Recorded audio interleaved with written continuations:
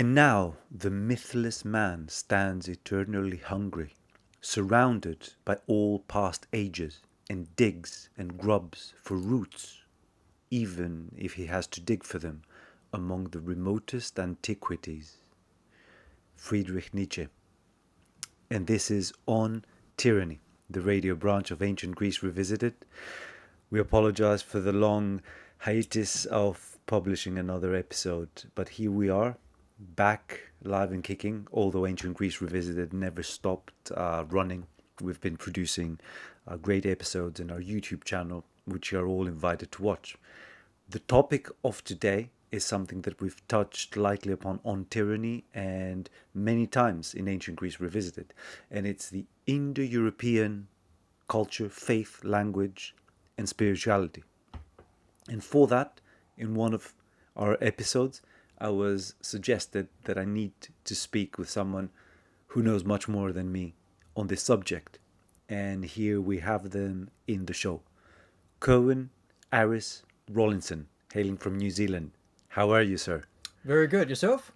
I'm very good, amidst all the madness, I might say.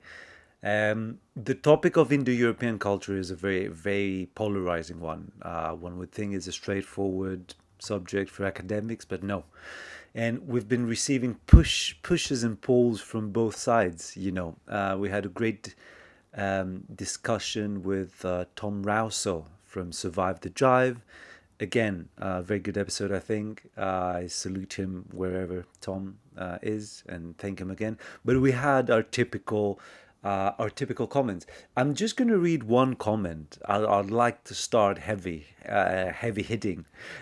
So our last episode in Ancient Greece Revisited is called The Ring of Nestor. It explores a side of, I guess, Minoan is the going title, Minoan civilization, and what Arthur Evans thought and perhaps even projected onto that talisman, onto that ring. And we're talking about Indo-European cultures and Minoan cultures and how they blended and how they conquered. And I had a comment which reads as follows. Couldn't watch after the first minute or so. I can't take seriously anyone who mentions the made-up term Indo-European, a term that was developed by an amateur with zero mention in ancient sources, zero geological or other reasons of such a population move, unlike the theories about Pelasgi, I guess she also means Minoans, which would easily, along with Hellenic kingdoms in India, explain the similarities in some linguistic routes. What do we answer to that, sir? Well, it's rather unfortunate that you seem to get such comments. I mean, there's a lot of misinformation about these sorts of subjects, and a lot of it is motivated by various things other than what we might call the truth. Now, to take the bull by the horns, as it were, which I assume is a very appropriate thing for some Minoans to do, of course the term Indo-European is not an ancient one. It's in modern English. I don't know why you'd expect it to be illegitimate as a result of this. I mean, we can talk about, say, modern Greeks. We use the word Greek. This does not mean there weren't a Hellenic people. We can use the word Indian. This doesn't mean there weren't Indo-Aryans, of course, by a different name 3,000 years ago. It's a very strange objection to have. In terms of the actual science, the facts are quite clear. Now, the lead study, when we get into the archaeogenetics of this, I believe it's still the Narasimhan one that came out into 2019. It charts quite directly the course of migration which took Indo-European peoples in several directions. That study's focus is on the eastward migration, which eventually winds up in India. Other studies have, in the past, quite rigorously demonstrated very similar patterns hailing from the Proto-Indo-European Urhima, the original homeland, which appears to be on the Pontic steppe north of the Black Sea, heading to the south, which of course winds up eventually with Greece, etc., heading to the west, the Western European sort of Celtic expansions eventually, and of course into the north, where some interesting things happen with regard to some of our own ancestors in the Nordic sphere. Now, the point which we must make about this is that a lot of the people who are, I've seen some of the comments which your channel brings in whenever this comes up. I understand to a certain extent where they're coming from, because we're socialized to think as soon as we hear words like Aryan, or as soon as we hear these discussions of heritage, that swastikas are fluttering in the background. And I don't mean in the Hindu sense, I mean in the sort of the 1930s Germany sense.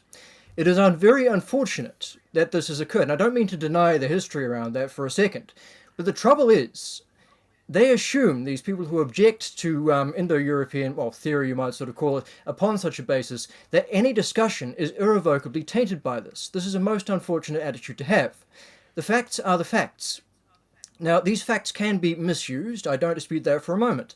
The reason why we do what we do is to try and ensure the opposite, that they're actually used for an appropriate purpose, illuminating and exploring the past and anchoring us securely in our heritage, knowing our roots, so that we know where we come from, and therefore where we may be going. I believe that harkens back to that Nietzsche quotes that I've just aforementioned. So in terms of the Indo-European project, if you like, this ability to explore the heritage involved, we don't see it as a divisive thing. We're not here looking for blonde-haired, blue-eyed Aryan supermen of sort of a Germanic pedigree. Quite the opposite. We're here looking for the shared bonds of sodality which unite people all the way from India to Iceland in these commonalities, this common ancestry, this common heritage. It's the opposite of what these people are possibly understandably, or possibly less so, objecting to. Now, of course, in terms of, I suppose you might say, why I'm interested in all of this, the genetics are interesting. They're not my interest in particular, but they are academically interesting. They can be used for useful purposes. The linguistics are also interesting, and I must confess that even though I'm no linguist, I'm a humble theologian who happens to use linguistics, I do find them quite, very cool to sort of look through. But my major purpose with regard to all of that is quite different. My purpose is the theological one. That is to say, the resurrection, the reincarnation, if you will, of Indo-European religion across the world. Now, in my own personal practice, my own personal sort of backstory, I am a Hindu. Now, it's, of course, I'm a rather pale Hindu. Gora would be the technical term. I have Indo-Nepali adoptive family, so I took up the ancestral ways of that particular clade as a result of a long, complex backstory we probably don't have time to go into here. But the point is, it led me to the last living Indo-European religion, even though I didn't really think of it in those terms at the time.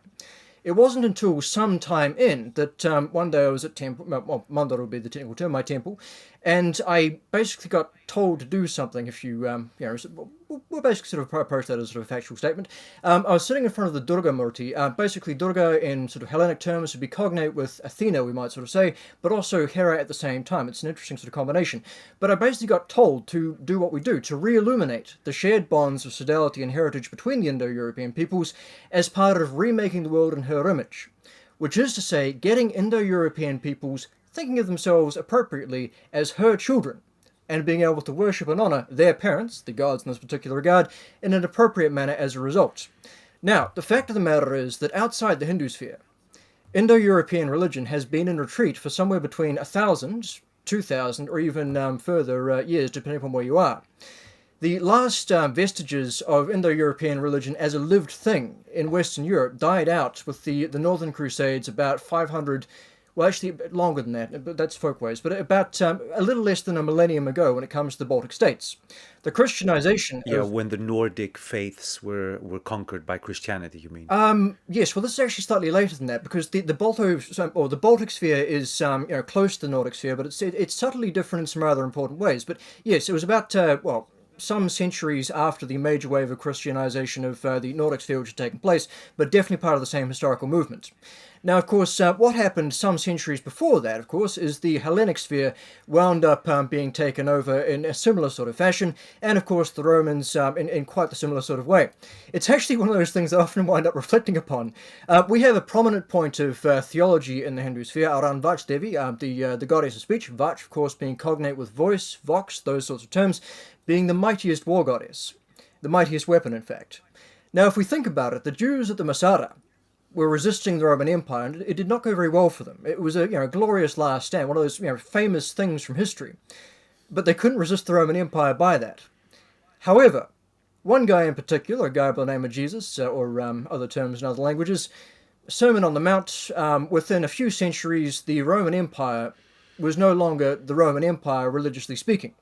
It had now become something entirely different. The thing that the Jews, the Masada, were sort of objecting to, amongst other things, the imposition of foreign gods and things, was no longer a threat to them, precisely because those foreign gods had been sort of cast upon the ash heap, even notwithstanding the sort of last stand efforts of Julian the Apostate and things like that. So, in terms of where this links into what I try and do through Arya Akasha, our research institute, we are trying to, as I say, resurrect, reincarnate the Indo-European religions of the West. Because the Hindu sphere, it's great, it's thriving. It's got more than 1 billion people. It's an active religion. It's an integral religion to that civilizational sphere. It's a wonderful thing. Piety is not something which is, once every few weeks or just a Sunday occasion. It's a living faith. But in terms of what's needed for this, in the Western sphere, it's not enough to just have the mythology. Now, the mythology is great. The mythology is wondrous.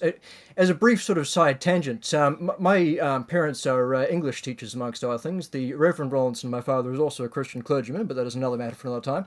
But my mother is, as I say, English literature teacher, and one of the things which she always would be teaching her students in high school English, intermediate English, etc., was mythology. And what she'd be doing to teach this was in particular a version of the Odyssey, slightly sanitized for an audience of 11-year-olds, of course, but nonetheless, it meant that when I was growing up, all the other kids around me, their heroes, the people to be talking about, were superheroes, Superman, Batman, things like that. My hero, by contrast, was Odysseus. So this obviously set a bit of a lifelong passion in that particular regard. But in terms of the mythology, it's not active, it's not operationalized. We can find stuff that helps to guide us in our pious activities from the mythology.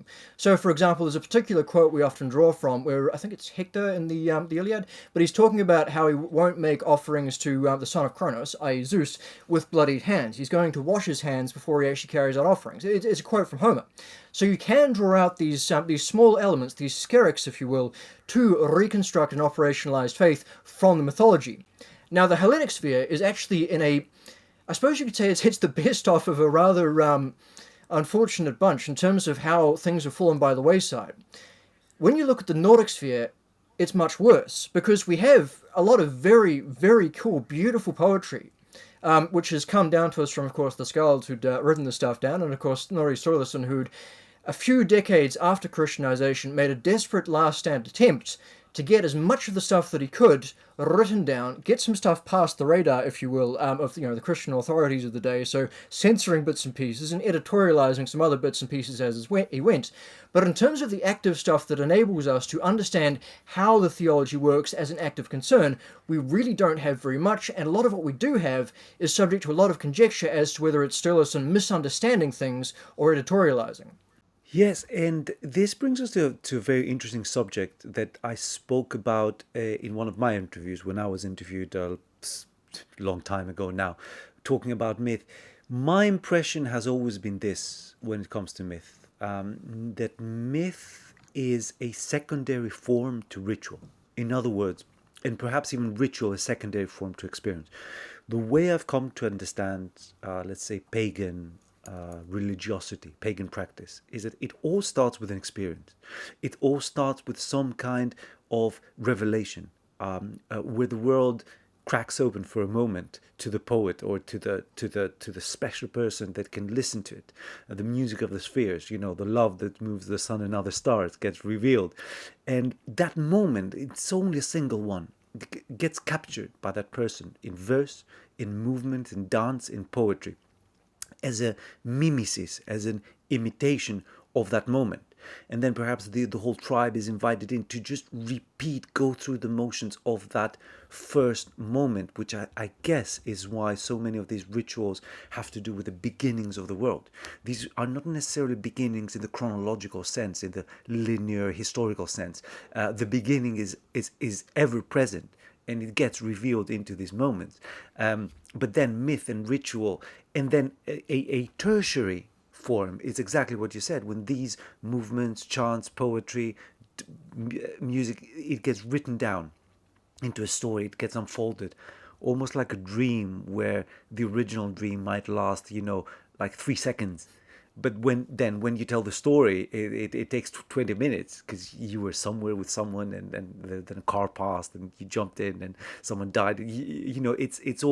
It's how our minds unfold single compact moments, fractal moments in time.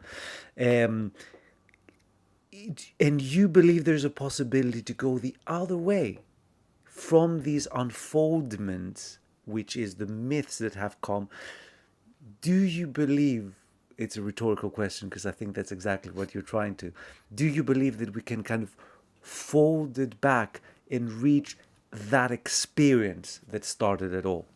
Yeah, I mean, let me put it this way. In terms of what you're talking about, I would have actually reasoned it the other way, but whether we're going or coming, we wind up at the same place. It's a curious thing because, of course, as you noted, mythic time is eternal and supernal. But in terms of Eliade, now we discussed this in the sort of the pre-call sort of warm-up thing. Eliade, for those out there in the audience who might not be aware of him, is a fantastic, well, I suppose you could call him a mythologist rather than a theologian. He was a man desperate to have a religious experience. Now, as far as I know, Just for people who might think that Eliade just came in unwarranted the conversation, he's exactly the person that I had in mind when I just said that. So you kind of read it out of the air. So yes, please. well, as I say, great minds think alike, dirty minds collaborate. But in terms of Eliade, that situation of him wanting to have a a religious experience, a mythic experience, meant that he went out and tried very hard to do this. And when he couldn't, he basically constructed these wonderful typologies to analyze religious and mythic experience. So I suppose he'd know if he was having one if he did, but which then enables us over here on the religious side of things to be very, well, adroit when it comes to analyzing exactly what you're talking about with the eternal. And the sort of the eternal return, as he called it, the mythic return, the mythic resonance. Now, the basic run through of how that works in tangible terms is a lot of ritual behavior is reimmanentizing out into the world around us things that have occurred in mythic time, that mythic template, to sort of uphold, if you will, the benefits which accrue therefrom. Now, a classic example of this, which does illustrate the point which I was sort of earlier hearkening towards about reconstruction, is the delivery of the empowering elixir. Now, by empowering elixir, I'll run through some brief cognates so we can see what we're talking about here. We'll start out with the obvious one, Soma. Everybody, well, many people have heard of Soma. The effective etymological meaning for it is that which is pressed. In the Nordic sphere, we have Kvasser. Kvasser, once again, that which is pressed. Now, Soma is to a certain extent... These are substances, yeah. Just for people listening, these are substances that are found in various sacred texts of the Indo-European tradition. Yep, they're generally a brew, you generally drink it, it has some interesting effects. In terms of a sort of a cognate in the Hellenic sphere, you actually have two. Soma is, relatively speaking, it's broadly cognate. There are some occasions where it isn't quite, but mostly it is, with what's known as amrit. As brief sort of linguistics, as of course means in Greek, is the opposite of mrt, like mort, mrtu, of course, well, murder, means death. So mrt, opposite of death, the elixir of immortality and empowerment. It's the life and strength and that sort of wonderful thing.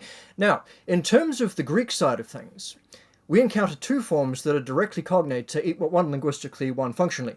Ambrosia. Now, for some strange reason, the R bit is exactly the same, but ambrosia, a B particle got added in there. So if you take out the B, you wind up with an O, I suppose, morosia or something. Effectively, ambrosia is once again immortality, amrit, once again. Nectar, it's slightly more complex there because the nec particle, like necromancy and things like that, meaning, of course, dead, the tar bit means to carry through. So nectar is the thing that carries you through death. It's once again an empowering, a strengthening elixir. Now, we find this brew, this empowering and enhancing elixir, mentioned in the Vedic context in a particular way, frequently, which is that it is given to the striker/thunderer deific or other mighty heroes in order to carry out some mighty deed upon the battlefield, or upon some other contexts to enable the rishis, the seers, the poets, to be able to carry out those, as you put it earlier, those sort of divine revelationary experiences. So there's an entheogenic element as well as a combat stimulant element. Although, as I once phrased it to an associate when we were talking about this and the possible role of psilocybin mushrooms in it, if I want to go dragon slaying, I better be able to see the dragons. In any case, with regard to the, I suppose you might say, the... Yeah, and interestingly enough, perhaps not many people who have not studied these know the Soma is everywhere in the Vedas. It's not just this one reference that you have to really look for, and it's mentioned once, and we're making a big deal out of it. It's everywhere in a lot of the burial rituals, the Rig Veda in the 10th book. There's all Soma is mentioned a lot as an offering to the gods, at least, and like you said, it's an inspiration to the poet. It's not a marginal thing. It's there. It's weaved into the whole religion, it seems. Definitely, exactly. I mean, that's the wonderful thing about these sorts of things is because we have those prominent attestations over here in the Vedic sphere, it suddenly makes sense of these somewhat more fragmentary mentions we have in the Hellenic sphere or the Nordic sphere. To take one particular example, we'll sort of address these out of the order I had in my head, which is a wonderful thing to do. In the Iliad, one thing which happens immediately before Achilles sort of does his really epic, sort of the apex of his story, his myth, if you will, is Athena turns up bearing ambrosia and nectar, and she gives it to him to enable his immense battle rage that sort of holds up almost the entire Trojan army single-handedly.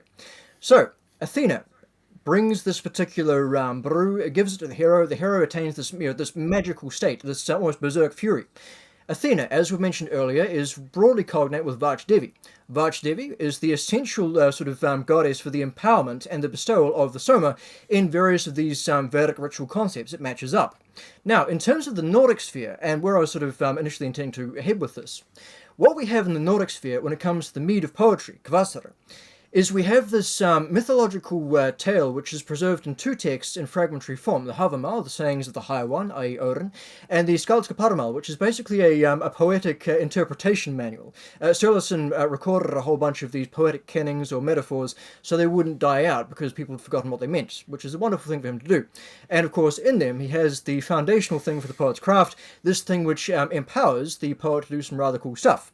Now, what happens in the Skaldskaparmal text in particular is Odin goes after this Kvasara brew, and the place he finds it is in a place called the Hnitbjorg, which Bjorg, berg, those sorts of things. It means rocks, mountains, sort of stone, Hnit, clashing, so effectively it's between two sort of rocks which clash together, which is often inferred by people taking it as a myth, that it's a mountain that opens and closes, and okay, in the mythic sense it might be. However, what I take it as is pressed stones, because in the Vedas, when you're pressing out that which is pressed, Soma, Kvasar, these the trunks of the branches you might say of the Soma plant to get the juice out, you use pressed stones. So as we can see between the Hnitbjorg, you find the empowering elixir. Exactly the same as in the Vedic sphere. It's just in the Vedic sphere we also have this ritual understanding that's been lost over here in the Nordic sphere. So what we have is a mythic template in the Nordic sphere that corresponds exactly in a bunch of very important particulars with the ritual template and mythic template, because they're both the same. In the Vedic sphere, we find both sort of co-occurring. In order to therefore resurrect what's going on in the Nordic sphere, we therefore need to basically take what we see in the Hindu sphere and use it as a template and use it as a guide to fill out the stuff that we can only barely glimpse when it comes to the mythic preservation over there in the Nordic end of things. If you know how to look, the stuff fills out, but unless you had that interpretation guide over here in the Vedic sphere, it'd be rather difficult to re-engineer it from first principles. That's why we need to use this comparative theological approach in order to flesh out what's going on with particular myths, and then correlate them to the particular rituals we might carry out, which are cognate with these elements. And I hear you say operational, and like you said, we had an offline discussion before, and we spoke about some fascinating stuff. You don't just mean revive some of the basic rituals for tradition's sake. You actually believe that these things have power, and they have power to affect our reality, the way pharmaceuticals have power, the way weapons have power. And you mentioned a few examples. I don't want to mention them myself because it came from private conversations, but feel free to share them if you will. Yeah. About rituals actively affecting reality. Yeah, definitely. I mean, we'll start, I suppose you might say, from first principles. Now, when we look at myth is, it's a horribly bowdlerized term, because as, once again, our great friend Eliade pointed out, the original meaning of myth was subverted as an exercise in culture jamming by, you might call them, Christian authorities. Myth originally meant an explanatory story. It became, a false story because the people in question wanted to say, well, those guys over there, their explanatory stories are false. Now, what we mean by an explanatory story is, in effect, it's a pattern. It's a narrative. Like, that's what a narrative is. It's a pattern. When we are deploying and operationalizing myth, we are engaging in that pattern. when we are chanting mantras, when we are carrying out ritual actions, we are sort of sparking up a particular pattern. When I chant a mantra, that's a pattern which then sort of impacts the reality around me. When I simply use a sentence of English and sort of talk to you just using these patterns in reality called language, on a very mundane level, that's one way in which this sort of takes place.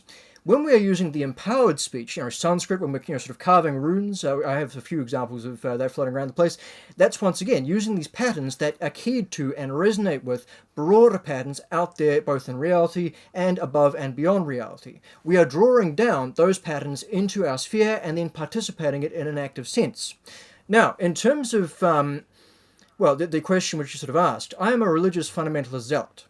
I mean, it's a shameful thing, some might say. I don't see it that way at all. I see it as a simple acknowledgement of truth. Yeah, you'll need to unpack that for our listeners. Well, okay. People talk about faith as being a situation of believing in things without proof, without evidence. I know, I've had various encounters and experiences which have led me to an absolutely unshakable conviction that the Indo-European gods, pretty much the same ones that were around on the Urimat 6,000 years ago, are very much still around, still active, and still engageable with today. Now, of course, this leads to a situation that annoys the hell out of me, whereby people assume that because Greece is no longer the pre-Christian religious bastion that once was, or the Nordic sphere is en masse converted, this means Odin is dead. This means Zeus is dead. Somebody's gone to Mount Olympus, switched out the lights, and gone off and said, "Guys, we're finished." I don't think that's the case at all. I mean, possibly in the case of Mount Olympus, they may have recamped to Kailash and Mount Meru over in the east, but it's a situation whereby the same gods very much still do exist. In terms of my personal experiences with these, various situations whereby I've had cause to use various mantras, various thotrams, hymnals, we might say, carry out various rites or have rites carried out for me, they've caused literally miraculous things to happen. Now, we don't talk about these with outsiders for a number of reasons, but without getting too deep into it, I can definitely say that when they're done properly, done sincerely, and done with the active, spirit to them, they have such tangible effect. Now, whether you want to approach that ecumenically, we might say, and say that people believing things can cause reality to shift, there is some evidence on sort of a quantum physics basis that this can in fact take place, or whether you want to, you can approach it on that basis and say believing in stories, engaging with stories, is therefore yoking, we might say, your belief to this great big belief sphere. You believe in it a lot more because these stories resonate. They have some sense of truth, even if you don't necessarily believe in the gods in question. It's not how I approach things, but it is definitely how people can approach them. But in terms of sort of why we're doing all of this, the reason why we advocate for the restoration and resurrective reincarnation of Indo-European faith also in the West is not, as you say, simply for tradition's sake. It's a great thing, don't get me wrong, that people can engage with it without necessarily having the bedrock of that sort of fundamentalist zeal. I mean, in my personal sort of capacity, my previous life, I was a bit of a drug addict, we'll put it, on a mild end of things, got into some severe trouble with it as a result. Part of the ways I got clean, sober, everything else, under my, as I say, Indo-Nepali family's sort of tutelage in that regard, was the regularity of ritual, was, sort of being at mandir twice a week, so on and so forth. I then operationalized that model, and with one of my devotees, when she turned up in my life with a very similar life story, it was spookily resonant how similar it was. That was the regimen we put her on. She managed to overcome not only the drug addiction stuff that she'd been grappling with, but also a condition of aphasia, which she'd acquired through a rather bad brain injury, which had led to a hypoxic sort of debilitation. She overcame that through these ritual efforts that we put her through, which brought her back in touch with her heritage and enabled her to build a better and more positive self-identity. So even leaving aside the divine sphere stuff, which I truly believe had a strong impact upon her recovery, you can say that even for its own sake, you can get benefits from engaging in these spheres. These aren't sort of idle, woo, sort of magical things. There are scientific attestations for engaging in mantra meditation, even Catholic praying the rosary, will have positive effects for your brain. It's quite simple. But in terms of why we do these things beyond the traditional element, It is, or indeed beyond the identity element, because of course identity is quite important. The fact that, so we are who we are, the fact that we have these roots that are the foundation of who we are and enable a bulwark against the corrosive forces of modernity, that must be acknowledged. We believe, as I say, the gods are real, and therefore one of our prime purposes in life is to engage with them, worship them, and know one's place within the universe by their side, working towards their holy purpose.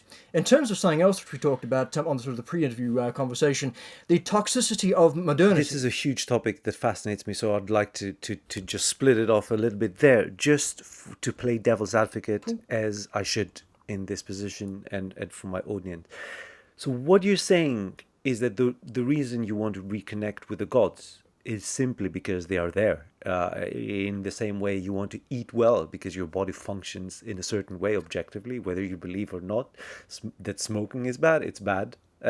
So you want to stop smoking in a very objective scientific way. And it's in the same way that you want to reconnect with something just because it's objectively there, from what I understand. Now, a lot of people out there are going to say, Curwen, I'm sure you've seen Zeus or the equivalent of.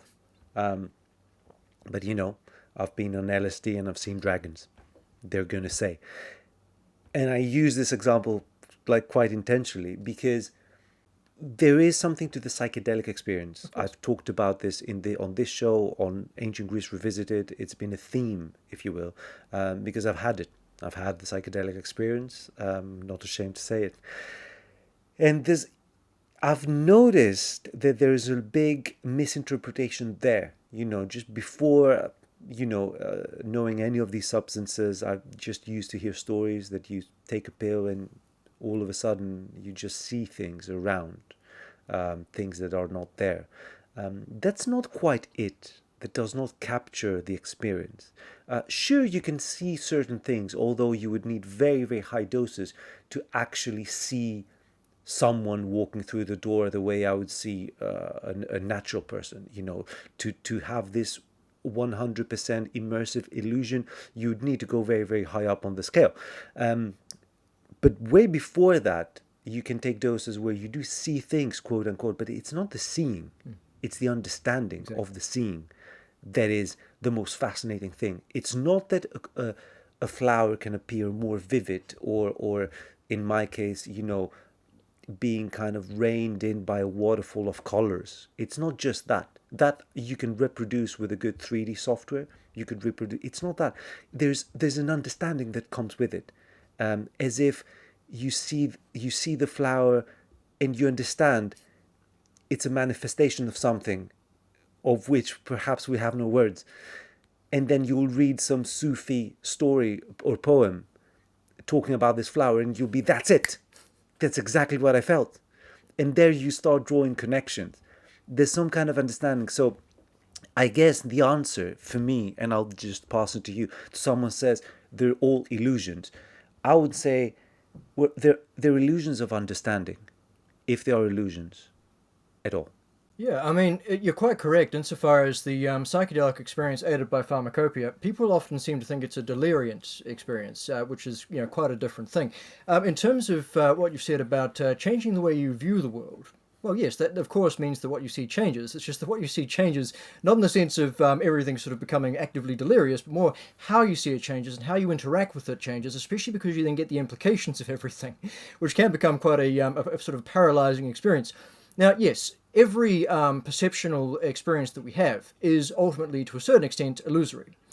The fact that, as of course the old canard goes about electrical impulses to your brain is what, of course, we're responding to, does mean that there's already a barrier between us and absolute reality, which we are sort of having to navigate and traverse.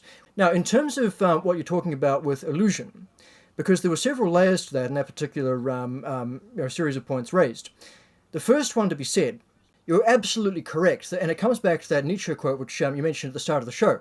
Those people who wind up so desperate to find something to engage with, something to grab onto, they'll grab onto not just anything, but all sorts of things simultaneously in a desperate bid to try and build themselves some form of meaning. That is the way you overcome illusion, to my mind, is meaning. Actual, genuine and truthful meaning, rather than the illusion, which it's like a signal-to-noise ratio. What we have a lot in modernity is a lot of noise. We're in the information age. There's a lot of information flying around the place. Now, if anybody's read Finnegan's Wake, sort of that great Irish novel that's basically indigestible in various sorts of fashions, it's a lot of almost random words strung together. You can get some meaning out of it, sure, but it's not really direct. There's a very sort of different signal-to-noise ratio. What we're doing with a lot of these religious practices is we're trying to filter through a lot of that noise and get to signal. Now, with the attested sort of religious sphere, religious canons that have been in place for thousands of years with demonstrable track records of working, a lot of that work's already been done for us, which is very sort of handy. It's tradition, we know it works, it's a good reason to engage upon that thing, rather than going with this syncretical grab bag approach, whereby everything that turns up to you via Google on that particular day of the week, you decide you're an ardent believer in, because in that case you're just adding different sorts of hopeful signals, more likely noise, and getting yourself very confused, and possibly going in some very bad directions as a result. Now, in terms of the psychedelic sort of side of things, yes, the issue that we have is that people taking drugs, there's no guarantee that somebody taking any substance is going to get the benefits of somebody who's trained and prepared for quite some time to derive a benefit from that. You may as well chuck somebody into an Olympic swimming pool and go, okay, I'm now expecting you to sort of do 25 laps in a really sort of very brief time. Some people, if they're trained and prepared for it, will be able to do well. Other people may not even be able to swim. They may in fact drown. Their minds may break to continue the sort of the psychedelic sort of side of things. One of the horrible illusions that we have is that people can just take drugs and wind up an instant guru, can wind up instantly enlightened as a result. In some cases, I'm sure it's quite possible, and in some other cases, much a broader number, people will wind up with some insight that may be very useful to them if they can internalize it, or they might wind up with something that keeps them awake at night for the next 3 years. It's a very sort of difficult thing to predict. I believe that in terms of how things worked in antiquity, a lot of the times the entheogenic substances which were sort of available weren't something that were just handed out willy-nilly like candy. Instead, they were closely controlled. What you had was a shamanic class, you might sort of say, a shamanic class to use the Sanskrit sort of root of the term, who'd be able to both A, take it themselves because they know what they're doing with it and derive particular insights therefrom, but B, guide people in initiatory rites and other such things in a particular C, ritual context, festival context, which then gives structure and helps them to make sense of those particular experiences which they're having. What we have in modernity is a lack of anything like this for the most part. Like, sometimes you might wind up with an old hippie head who's going to, act as your sitter, act as your guide, and, sort of help you to negotiate the psychic terrain that you're going to traverse. The fact that Trip sitter, I think it's a better term, a more honest term. They just sit throughout the trip. Well, it depends upon who you've got. I mean, if you're, that's an ideal situation. You also get people who will occasionally have some practical jokes, if you will, while things are sort of in motion. But if you're really lucky, you'll have somebody who's been through this sort of stuff before, is quite experienced with it, and is also experienced with the the stories that might sort of unfold, who can help to guide and shape your trip and experience, so therefore you get more out of it as a result of the appropriate inner journey.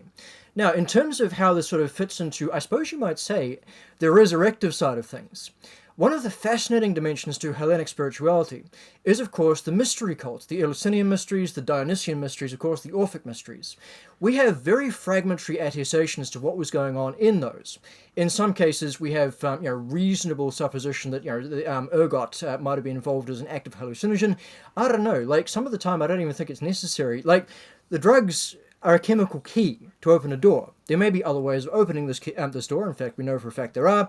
And of course, more to the point, the stuff that you experience going through this door doesn't require drugs in order to exist. But in terms of those initiatory religions, the trouble is they were mysteries, quite literally. So therefore, we don't have anything apart from some archaeological fragments, for example, the golden leaves of the Orphic sphere, for example, and other sort of bits and pieces that people have pieced together, or occasionally have wound up reading into stuff that we have elsewhere. We do have, over in the Hindu sphere, once again, these initiatory, well, you might call them mystery cults in certain sort of senses, that have some very interesting resonances for what's going on over here in the esoteric spheres of both the Nordic sphere, the Hellenic sphere. You get the idea. So if there's any hope of resurrection, once again it's going to lie to the east. But to dial things back into that psychedelic sort of side of things, what Brahman, well, Brahmana, we should say, technically speaking, means.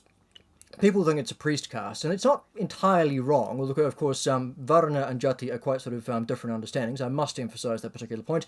But in terms of what a Brahmana is in the sort of the Vedic typology, a Brahmana is a knower of Brahman. Now, Brahman should not be confused with Brahma. People often sort of do. It's a side issue. Brahman is... Berg in Proto-Indo-European means high, exalted. So, of course, it turns up in some terms for chieftainship, but also in this Brahman context for the absolute, the highest, the supernal. So, a Brahmana is somebody who knows this supernal, has some connection with that supernal sort of sphere. In terms of that Soma thing, that's partially why it's there, because it facilitates the seeing of reality as it actually is, as something which is secondary to this absolute. You penetrate through that veil of Maya. Maya, later text tends to mean illusion, but in earlier texts it more means sort of magical power. There's a subtle distinction there. So in terms of what's going on with that psychedelic experience you're talking about, and the perceiving of truth, rather than sort of the bewilderment by illusion, that's exactly what is at the heart of Indo-European spirituality. The absolute, and its immanence out here into this reality of ours. Now, this is vitally important because to bring things together with what you'd mentioned about the objective truth position that I was sort of holding, the objective truth which we believe in is not simply that the gods are there, but also that it is our duty to carry out morally righteous actions alongside and in service of them. Now, this brings us to one of the things I definitely wanted to talk about with you today, which is the notion of cosmic order, and the fact that it's often mediated by a divine feminine sort of persona. But in terms of cosmic order, that is that absolute. We find this mentioned very clearly in the Nordic texts, whereby there's this concept called orlog. It's often translated as fate, and while it is kind of in later texts understood in that sense, the actual meaning of it, the order particle means sort of outside, beyond, well, I suppose you might say above. The log bit is sort of precedent, law, sort of established counsel, that kind of thing. So putting it together, it is supernal law. One of the things I quite like about the Indo-European sort of religion and theology, our gods, I'm not going to say that they're human. I'm not going to say they have human traits. I'm rather going to say that humanity has some divine resemblant traits. It's the other way around. But you find them engaging in things that are sort of not quite perfect. Like, for example, you wind up with... you wind up with Shiva, for example, smoking too much weed and having sort of domestic quarrels with his wife. It's the perfect relationship, literally described as such. And yet it also has these sort of domestic feuds that take place, whereby they both wind up sort of at loggerheads. In fact, as a slightly amusing aside, they wind up having game matches against each other, dice, gambling, that sort of thing. Now, the slight issue with this is they're both omniscient and omnipotent. So how can two omniscient and omnipotent gods play dice against each other? And the answer is they cheat wildly.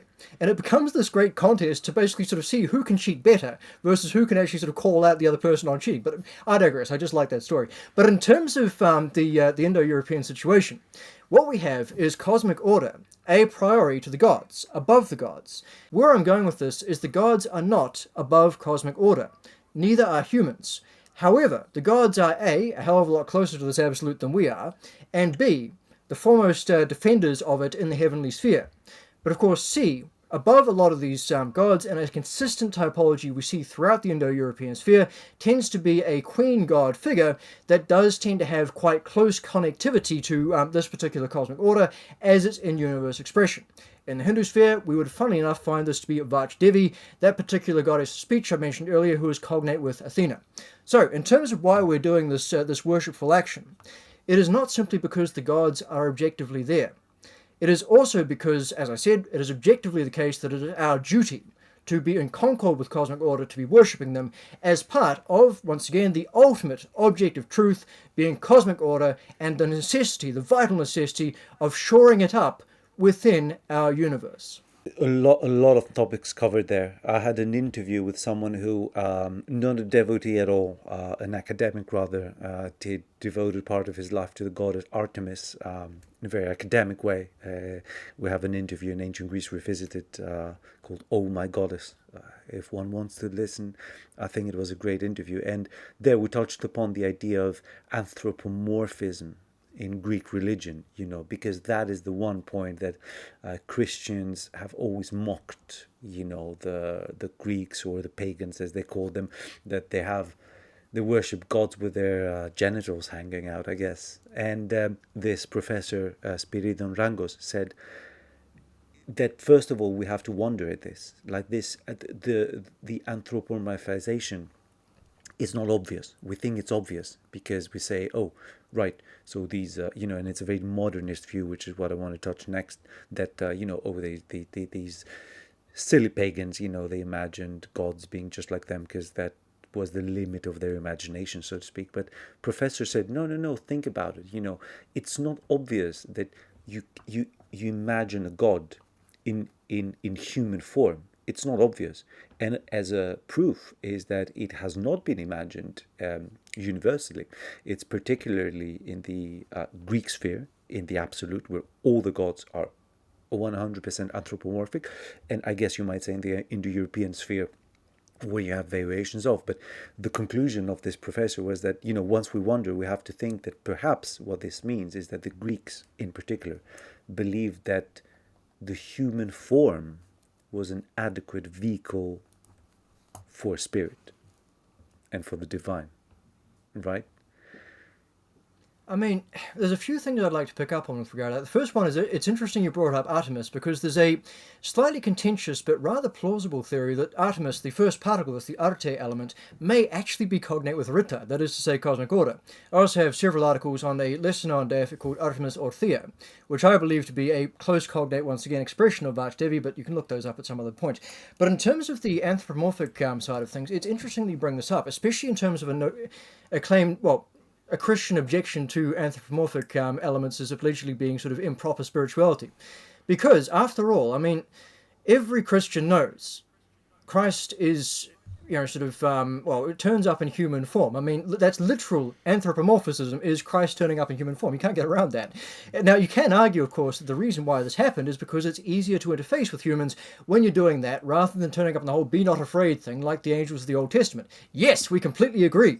So, in terms of, engaging with gods in human form, it's a very convenient symbolic shorthand for us humans to have something which we can sort of see a resemblance in to a certain extent, especially when we're basing our conduct, our behavior, off stuff in this divine sphere. However, it's also a very Christian understanding as well, because, well, there's that famous quote we all know, humankind is made in God's image, I believe is the usual translation. So I don't see where the objection from anthropomorphism should actually come through. However, exactly, yes, that's definitely one thing that I pointed in the Greek text is kathikona και καθομοίωση. Ikona is icon, is image. So, and omiosi is likeness. So not just likeness, but actually looking like a human, or humans looking like a god in that case. Yeah, please. Yeah. Now, in terms of I suppose you might say the iconographic saliency, I do slightly disagree with the notion of the Hellenic sphere 100% having complete anthropomorphism. So, for example, one of the lesser known but very cool in my mind Greek deific figures is Demeter Melena, Demeter the Black.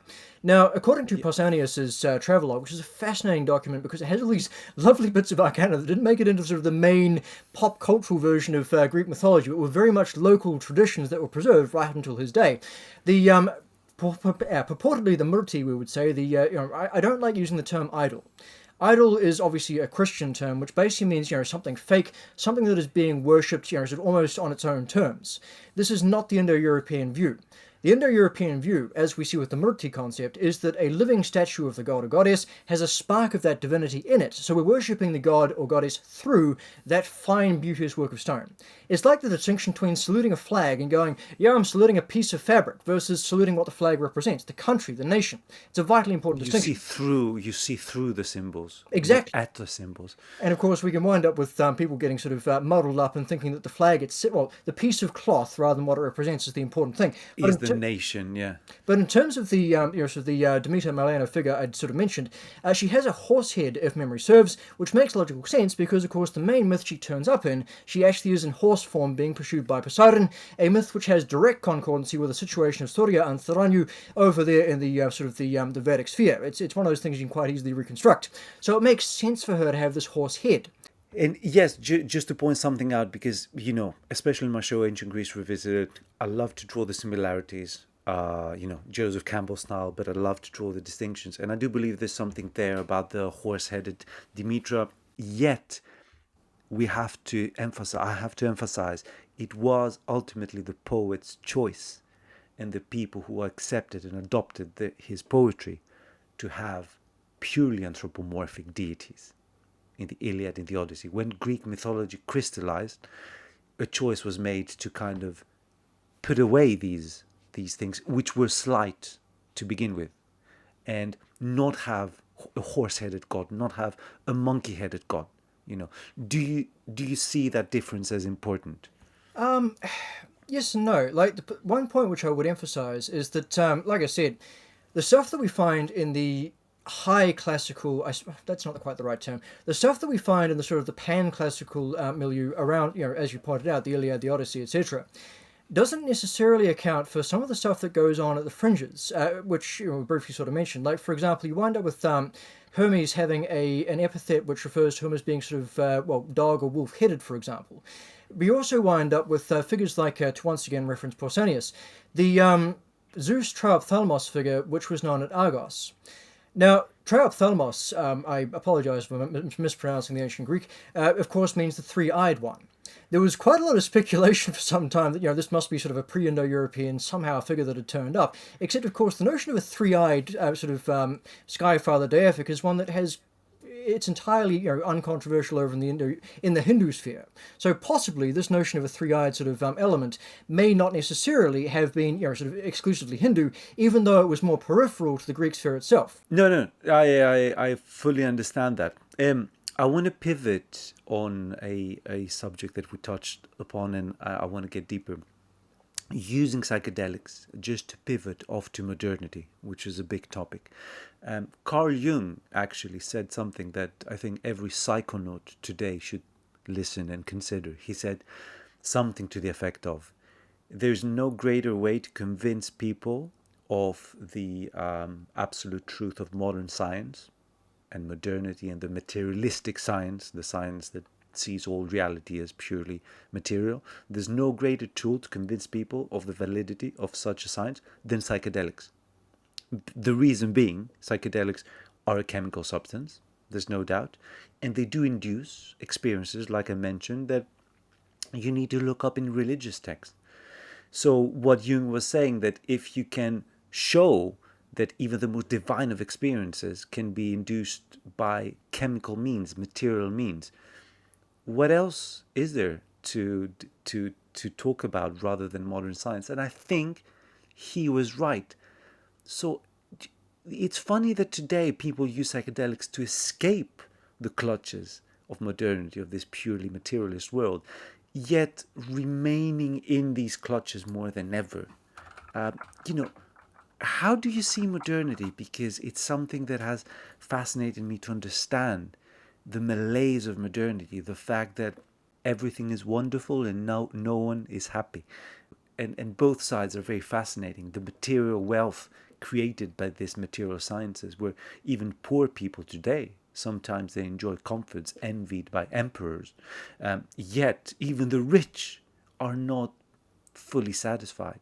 They'll go into depression, they commit suicide, or they take it out on the world trying to change it, and psychedelics is seen as a way out of this, but Jung is saying, no, it's the way in. So what is your relation, like, what's happening there? It's interesting, that particular Jung quote. I hadn't heard that one. It's it's one of those situations, probably very similar to Jesus, whereby one can possibly have a higher regard for the man than some of his followers. Because one thing I'm continually bedeviled by, in multiple senses of the term, is Jungian people who've picked up stuff from the great man and have basically concluded, well, okay, this means everything's just archetypes. Archetypes are projections of the mind. That means nothing's really real. We're just basically constructing stories. As opposed to what I suspect we might sort of think of them as, which is engaging with stories which, they construct us. It's the other way around. They a priori to us. I'm going to read out a quote which was just sort of brought up, because you brought up escapism. Now, that's a very interesting thing to sort of talk. Actually, before we get on to that, when we're talking about psychedelics, I view them as a tool. a tool which, like any other tool, it can, of course, be used in a number of senses. There's a great Terry Pratchett bit whereby, in a sort of, I think it's in Hogfather, which is it's a book about all of these things, meaning and stories, and Santa Claus being played by Death. But in this particular context, Death as Santa Claus is giving a small child a sword. And, sort of it's someone's saying, you can't give a child a sword, that's ridiculous. Why would you do that? He's like, well, it's a gift, I'm giving them a gift. And he's like, no, you got to give a child something educational. And Death's like, well, yes, it will be very educational. And he's like, well, what if he cuts himself? He's like, well, that would be a very important lesson then. But you see, that's the thing about tools. You can use them in multiple different ways, you can get into great trouble with them. And while it definitely is the case that you could use, psychedelics, or for that matter, modern physics, to denude your world of, I suppose you might call it meaning or anything supernal to it, by going, okay, well, we can create a simulacra of this sort of experience by casually, imbibing these substances.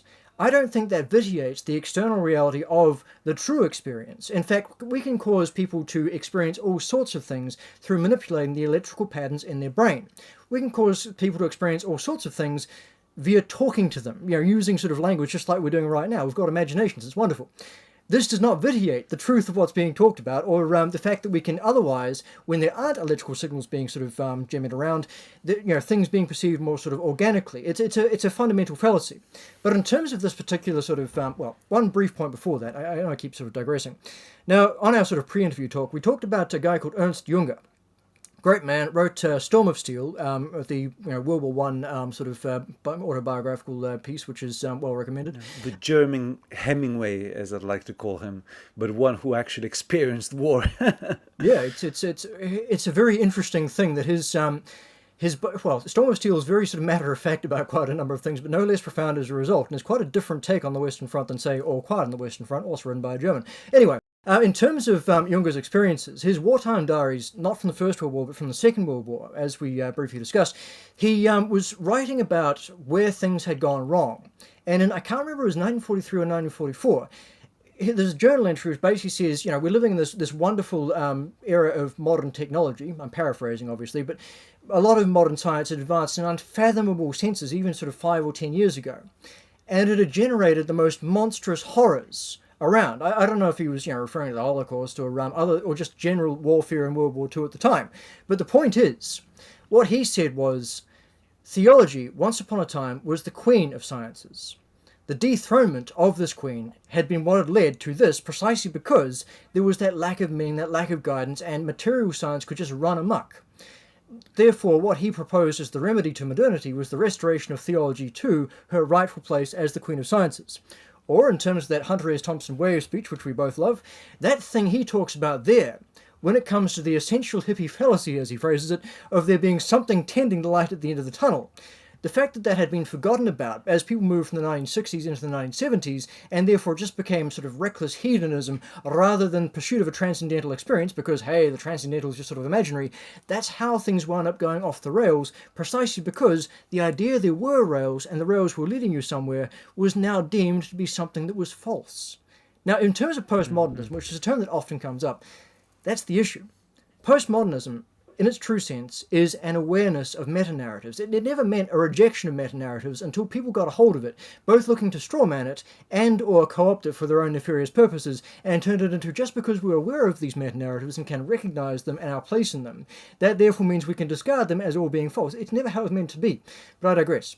The quote that I actually meant to read out some minutes ago, pertaining to escapism, comes from a guy called J.R.R. Tolkien. He may be sort of familiar to some of your listeners. Familiar to the audience, yes. Great man. I have claimed that escape is one of the main functions of fairy stories, and since I do not disapprove of them, it is plain that I do not accept the tone of scorn or pity with which escape is now so often used, a tone for which the users of the word outside literary criticism give no warrant at all. In what the misusers are fond of calling real life, escape is evidently, as a rule, very practical, and may even be heroic. In real life, it is difficult to blame it unless it fails. In criticism, it would seem to be the worse, the better if it succeeds. Evidently, we are faced by a misuse of words, and also by a confusion of thought. Why should a man be scorned if, finding him in prison, he tries to get out and go home.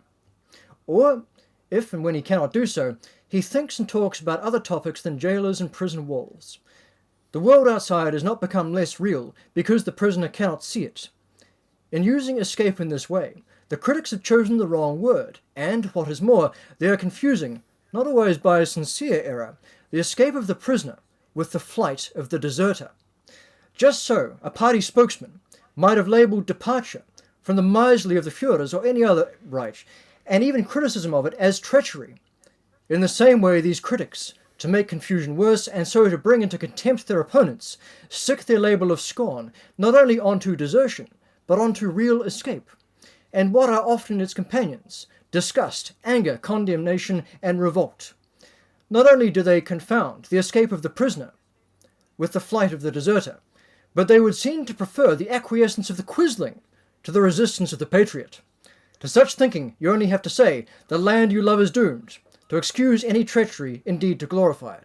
Wow, I did not know that Tolkien said that. I'll always remember it from now on. That yes, people mistake the attempt to escape a world that you see as a prison to the flight of the deserter, as if you have this duty to remain here. Did he qualify this escapism? Because from what you read, it's clear that Tolkien had almost like a Gnostic view of the world, a world as a prison, quite literally. I did not know that he had one. How did he arrive there, you think? Well, I should emphasize, of course, that Tolkien was an Orthodox Catholic. That's a slightly strange way of phrasing that. But, of course, this is the man who, when the Vatican II came in and the Latin Rite was abandoned, you'd find him down the back of the church very loudly and in proper Latin, shouting out the actual lines as the priest was trying to do things in English. I love those sorts of anecdotes.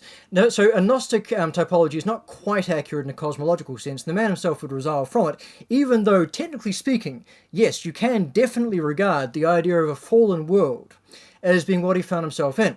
Now, the nature of that fallen world comes directly back to what you'd asked earlier around modernity, because it's precisely that, sort of that typology, that element, that characteristic that has rendered it the place that must be escaped from.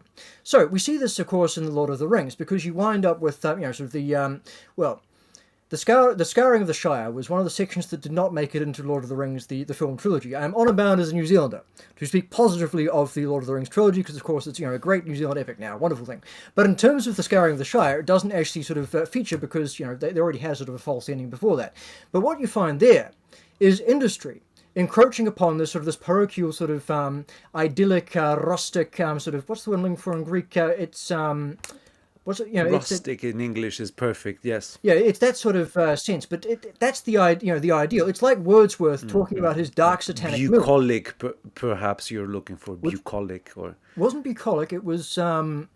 It'll come to me, no doubt, at some point in about 5 minutes. I'll digress. But for listeners, the Shire was the place of departure for the heroes in Tolkien's epic, The Lord of the Rings, and it was thought to be at the far west of his mythical world, and it was like a very, very picturesque England, especially if one has lived in the United Kingdom as I had in England. You'll understand that outside of London, people have this craving for this pastoral, quiet, cottage-like tea-drinking existence. It's very, very strong. This kind of homely comfort, thou shalt not disturb me kind of thing. And that is captured beautifully and idyllically by Tolkien's Shire, which is just an ending of many English towns. Shropshire is one that strangely comes to mind, etc. At the end of The Lord of the Rings, you're right, there is this image whereby darkness has nearly conquered, has nearly won. Sauron has nearly won, and I think it was through Saruman that the Shire was becoming industrialized, exactly. You might say. And one remembers the descriptions of Karl Marx, of all people, talking about, these satanic males, or even William Blake, I guess, before him. And this is how Tolkien describes the Shire after being industrialized, almost like an England that moves into a very dark 19th century, right? So please carry it on. Well, that's exactly it. So in terms of this Tolkien situation, what he's done is somewhere between constructed, or we might more accurately say reconstructed, or at least engaged with a particular myth, a particular sphere of meaning. That being that of heritage, tradition, and of course he's wonderful in the way in which he manages to bring together two otherwise rather disparate, but of course somewhat synthetic strands, with his Catholic Christian sort of sphere, which is why Gondor, of course, is Minas Tirith is basically where Ravana is, the old sort of capital of the Goths. You get the there's a lot of complex stuff we could go into on that front, but the point is that Anglo-Saxon and Germanic tradition, alongside the sort of the Christian sort of Catholic one, because this general exaltation of where he had come from, his heritage running over the past 1,000 years, 2,000 years, and which was under threat via this mechanization, this dehumanization in the most tangible possible sense, which would rob all the meaning, all the engagement with these things that were necessary to be human. Now, what is necessary to be human in this particular regard is both the stories and sort of our ability to sort of engage with them, to live them, but also that natural environment, because instead you wind up with the terrors of industrialism, which are just unhealthy, by whichever way you want to sort of look at it. So, in terms of the fallen world that Tolkien is effectively urging the escape from, what he is doing is not necessarily in sort of the, I suppose you might say, the strictly speaking accurate Gnostic typology of the material universe is the one that sort of is fallen, because that's not really how Christian theology works. Some strands definitely do. They often wind up being excommunicated as heretical for various reasons. But in his particular strand, his idea was to actually re-enchant the world that we're in today. Because that's why Middle-earth was, a sort of mythic prehistory of our world. It wasn't some sort of abstract sort of fantasy creation in that particular regard. So, what he's actually urging via escape is, first up, getting out of the mindset that shackles one to this infernal, literally infernal, sort of material sort of and dehumanizing sphere, to re-engage with stories, because those are what make us human. Those stories, those heritage, to be able to, as we talked about, re-enchant the world and therefore liberate us from our prison by tearing it down around us through those acts of escape that bring the rest of the world with us, we may say. But what is it particular in modernity? Because it seems to me that what happened is that while, there was always this duality of matter and spirit, and spirit was considered superior and matter was considered as something that draws spirit down, whether in incarnating spirit in human form, or reincarnating spirit in human form, or just dragging spirit down through passions, through this watery envelope that is the body, In modernity, it's almost like an inversion happened, whereby matter became the sovereign, and this material existence was seen as all there is, and all there is to understand. And once we understand that, we will affect quote-unquote spirit. Spirit needs to be put into quotes this time, because it's not real spirit. But mental processes, our passions, our love, there's this promise through neuroscience, you'd call it today, that these processes are going to be controlled, and through manipulating the material part. So the material part is the superior part in modernity. Yeah. How did this inversion happen, and what were the effects, you think? To address, I suppose, the latter question first. Now, I'm a surprisingly good fan of some bits of Marx. Now, this is a controversial thing to say, but I don't necessarily agree with everything he wrote.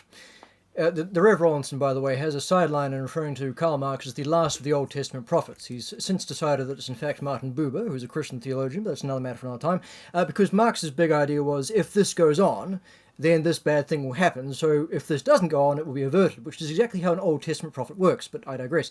The point is, Marx was very good at a lot of diagnostic stuff, maybe not quite so much with the solution.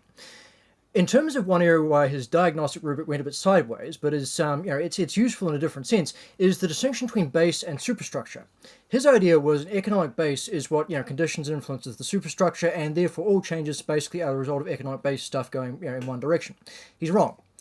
In fact, it is useful to talk about base and superstructure, but they both influence each other. The stuff in the superstructure, how we think about economic stuff, forces of production, whatever, significantly influences labor relations. You get the idea. It's a metaphor that I possibly shouldn't have indulged in. The point Yeah, is...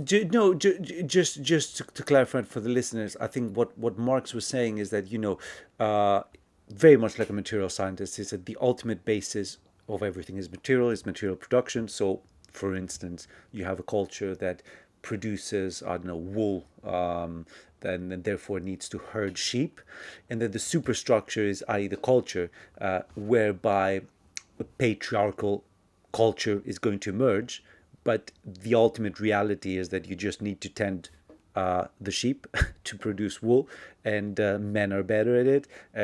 Therefore, and this is why you have this patriarchal ideology. The ideology is secondary, is a derivative, is a superstructure. The structure, the base, is the economic relationships of that society, was Marx's idea. But what you're saying is that there's a two-way there, that ideas are real in some sense, and they do influence our material existence, which will influence our ideas. It's like a loop where, in my opinion, it's not very easy to see what comes first. It's very much ideas, and the material circumstances of an individual or of a people is very much like a chicken and egg situation. It's very hard to say which came first. Right? Exactly.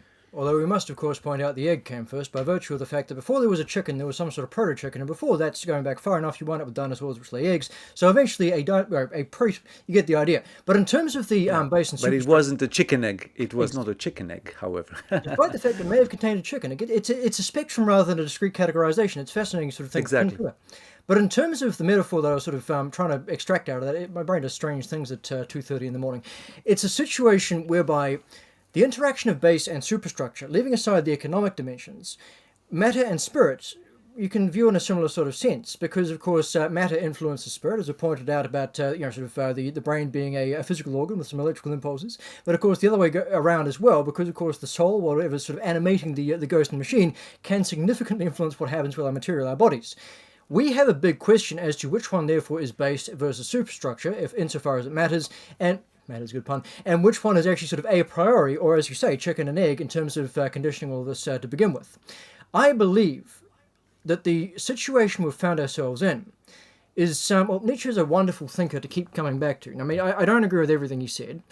I like some things he said very much, like that quote you've shared at the beginning, and of course that wonderful quote about how he would refuse to believe in a god who couldn't dance, because of course we have Dionysus and we have Nataraja, form of Shiva, lord of the dance, and of course Odin does some dances as well. It's just, side issue. Nietzsche was correct in his often misquoted statement about that God is dead. What we wind up with is a situation whereby when the soul, the spirit, the ethos, you might sort of say, of a civilization goes sideways and becomes less relevant, is sort of actively suppressed in many regards, you wind up with people effectively going, well, okay, what do we do now? They don't often consciously do what do we do now. They often sort of implicitly sort of wind up, as you say, scrabbling for meaning and fulfillment in other senses. And the material is very easy because it's right there. You can grasp it. It's tangible. It requires no imagination to actually sort of latch onto, which is precisely why it's so dangerous, because it winds up crowding out the stuff that does require imagination and a lot more effort to actually sort of engage with, because things are commodified, things are sold to you. In fact, that's actually a large portion of it, is the consumerist side of things, whereby identities, indeed narratives, to reference Freud's, Edward Bernays, Freud's nephew if I recall, narratives being used to sell these things in quite a sort of a subversive fashion. So the question which we must ask is why these narratives, the narrative sphere, the mythic sphere, wound up becoming so much more remote from the people for whom it was previously relevant.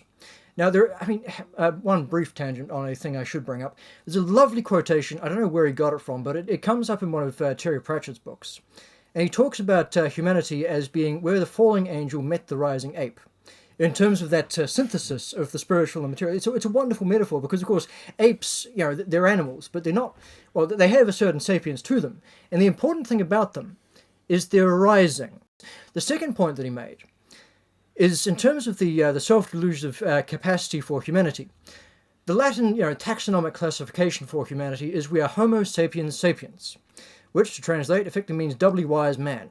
What Pratchett actually pointed out in the relevant thing that I'm sort of referencing is that the appropriate taxonomic classification for humanity should be pan-narans. Pan, of course, in this context, meaning sort of a monkey or a chimpanzee. Narans meaning storytelling. So we're the storytelling monkey. That's one of those things that, we'll bring back to it in a moment. In terms of, to pick back up where we left off, what's actually led to this sort of death of God, death of meaning, and it's the death of God in us rather than the death of the gods out there. The immense dislocation which accompanied various transition points in history is what's led to it. Now, one of these, as a grand example, is, of course, the Christianization of Europe. This was a dislocation which displaced the relationship of people to their folk religion, their ancestral ways, and we may say the gods they're directly related to, and a bunch of other ancestral traditions.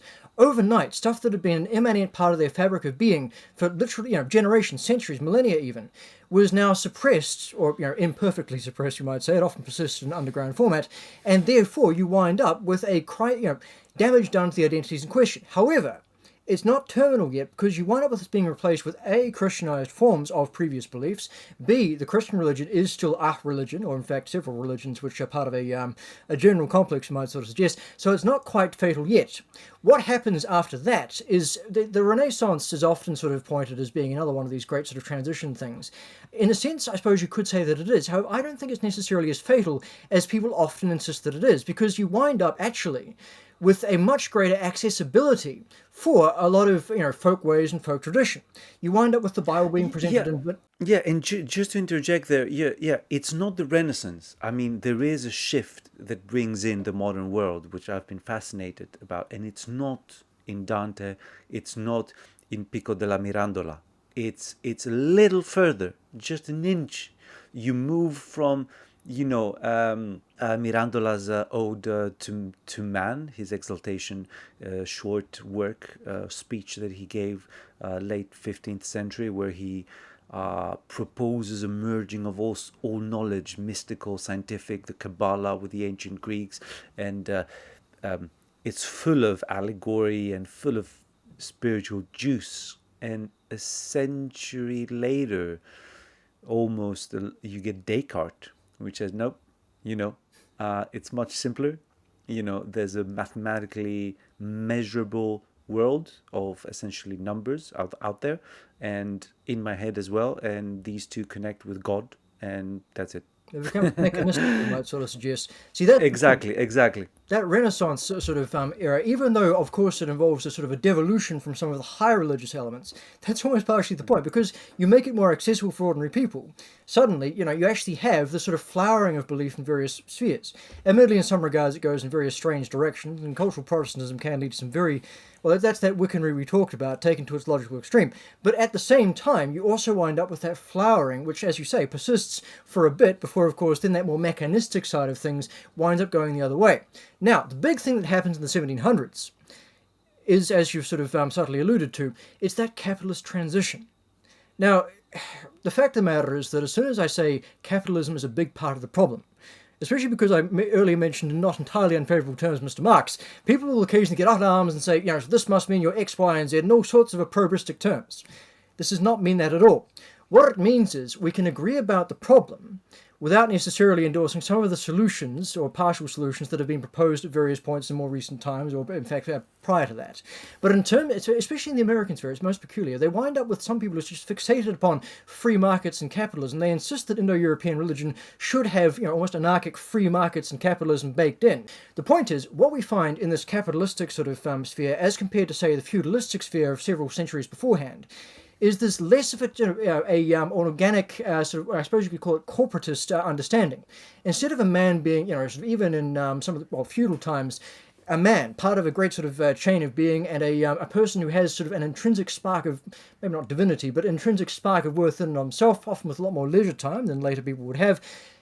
You wind up with this person basically just being a substitute for a unit of capital. In fact, that's partially why Marx refers to the book as capital, because, of course, labour is now being used as capital / being crowded out by capital, so on and so forth. So it's literally dehumanising.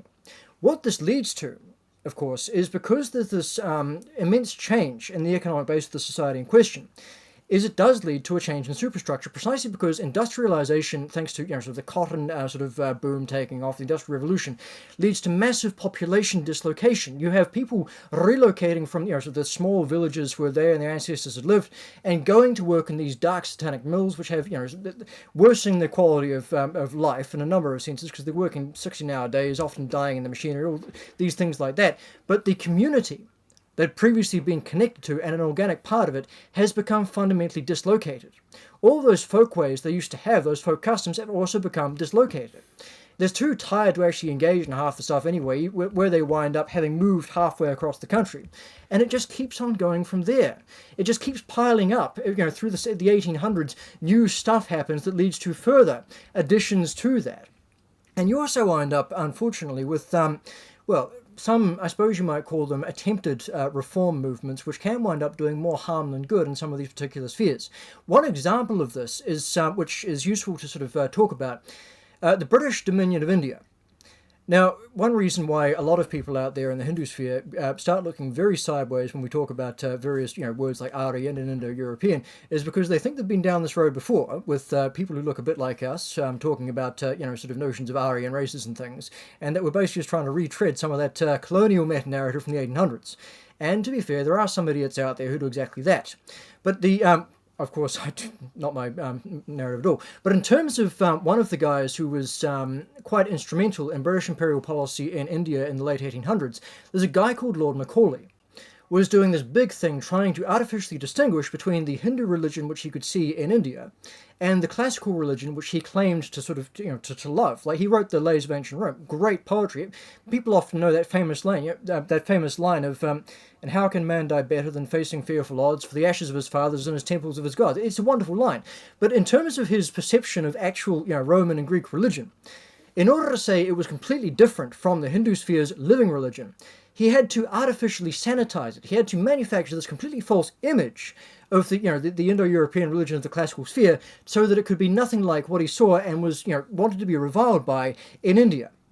So it's like when you see sort of British banks and stuff and British sort of treatment of Greek statues. We know that in antiquity, Greek temples, Greek statues were painted. They were quite lively. We also know the British don't like that. They have those bare marble things. In the 1800s, you actually had them scrubbing away residual paint traces on the statues they unearthed because they wanted that more sterile sense. As of course is sort of mentioned, it's too messy otherwise. So you wind up with the construction of an attempt to engage with the archaic folklore, with the archaic mythos, also being sterilized. It goes through this Victorian reimagining of a lot of things, which makes it so much more difficult to actually re-engage meaningfully with the truth of those particular spheres. It makes it more difficult. So yeah, that's fascinating because exactly, I'm very interested in this whitewashing of Greek culture. I mentioned it a lot. So can you give me an example in the Hindu sphere of this whitewashing, if we can call it that? Well, that's partially the thing, is it didn't actually take very well over in our end of things. Although, to be fair, some examples that... yes, that's a good example. Okay, so something which happened, it's an interesting story of cultural sort of contact, you might say. In the 1800s, you had a bunch of what we call Neo-Vedanta movements. Now, my general rule of thumb is that when you see the prefix neo sort of attached to something, it can probably be translated as worse version of. So, Neoplatonism goes in some strange directions. For some Neoplatonists, others are quite good. But Neo-Vedanta, you can see how it sort of works as sort of worse version of what had come before.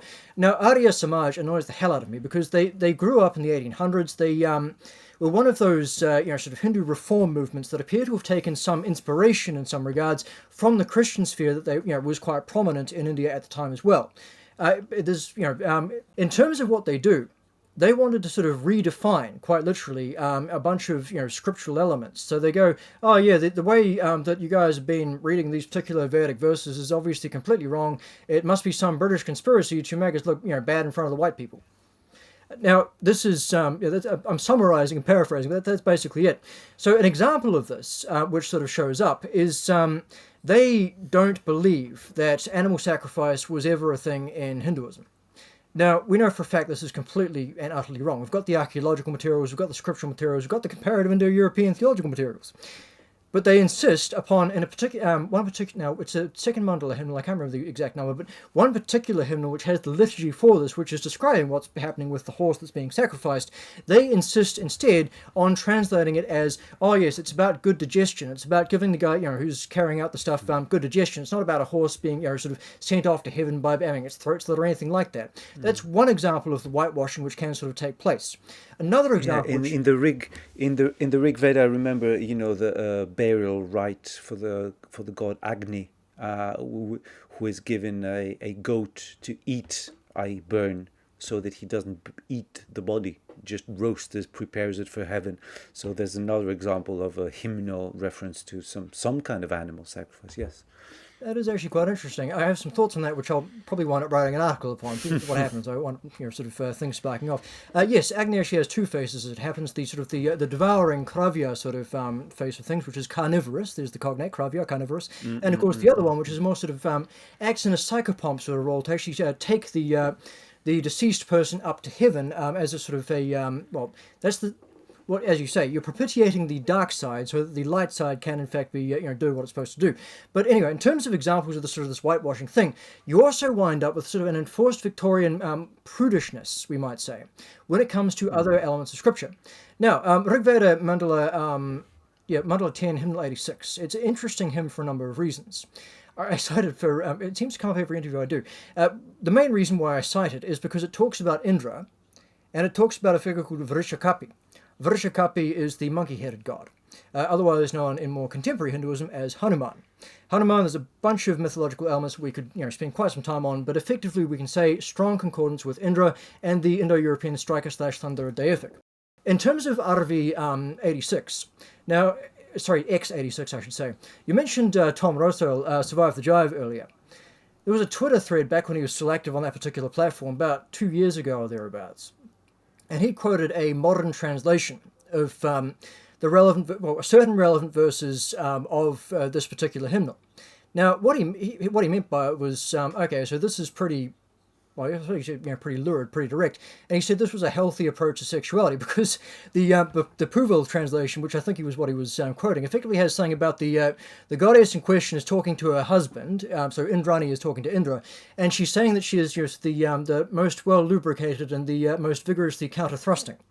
You can see it. Well, I don't need to unpack exactly what that means. It's a very directly sort of sexual thing. Now, he quoted this on Twitter, and immediately he was beset upon by an army of outraged people who insisted point blank that he was defaming the religion, defaming the gods by presenting this particular translation, and obviously it was some scurrilous, British conspiracy to make us look bad and uncivilized, and so on and so forth. So what did he do? I suppose he called in me to sort of explain things and check the translation. So we did. I made sure that I was consulting with my proper Brahminical associates in India to make sure we were getting it right. And we worked through word by word to show how this Puvil translation was broadly speaking, like there was a slight, I forget which, there was some element which was not quite, it had become quite a bit figurative, but generally, broadly speaking, it was exactly accurate and exactly accurate in its explicitness. But see, what then happened was these Twitter accounts, like I understand where they're coming from. We often have people trying to attack the religion as being, you guys are a bunch of, I suppose you could say almost sort of... heathens. Well, heathen would possibly be a compliment in that particular regard, but it's more sort of, you're worshipping genitalia, dirty, that sort of thing. I mean, yes. And technically speaking, you can interpret a lingam as that, but it's one interpretation amidst many. We can get into that some other time. But the point is, they're often trying to attack us, savage and uncivilized for these sorts of things, as Macaulay himself did, literally with that lingam sort of situation mentioned beforehand. So I understand where they're coming from, but the trouble is, like when I was engaging with these guys, I basically said, okay, so this is the, here's the word-by-word translation. How would you translate it because you're insisting my word-by-word translation is inaccurate? Fair question. And what they'd respond with, when they weren't just sort of auto-blocking me, was they whipped out the Griffith translation. Now, Griffith is a famous translator of the Rig Veda and a number of other things. He did his work in the late 1890s. He gets a lot of stick for a number of reasons, but I personally think he was actually pretty good at what he did. In fact, I prefer his translation a lot of the time to the more recent Jamison Brereton Oxford edition, although, anyway, side issue. The point is, he's a Victorian Englishman. And this means that, if you just give me a minute, I'll bring up the actual translation which he sort of rendered, because it is quite different in terms of how it actually sort of comes across. Where are we? Okay, here we are. All right, so the relevant verses which which we have sort of approached via the Purville version as being that thing about being sort of vigorously counter-thrusting and well lubricated. Mm-hmm. In terms of how Griffith has translated, the line goes, "No dame hath ampler charms than I, or greater wealth of love's delights. None with more ardour offers with all her beauty to her lord's embrace. Supreme is Lord Indra over all." So as you can see, it's the same Nothing thing, to do with, yeah. but it's been translated in such a heavily boulderized version to not offend the sensibilities of the English sort of reading public.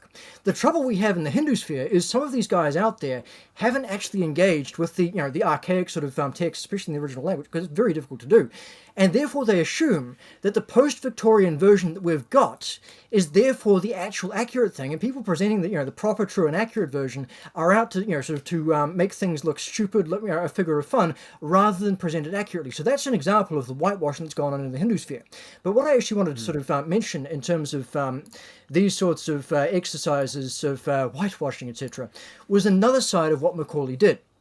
Now, Macaulay, some decades after this speech he gave in the British Parliament, attacking all of this, the Brahmanical religion as being nothing like the ancient Greece and Rome, which he apparently had a strange idea about, he became the guy effectively responsible for educational reform in India.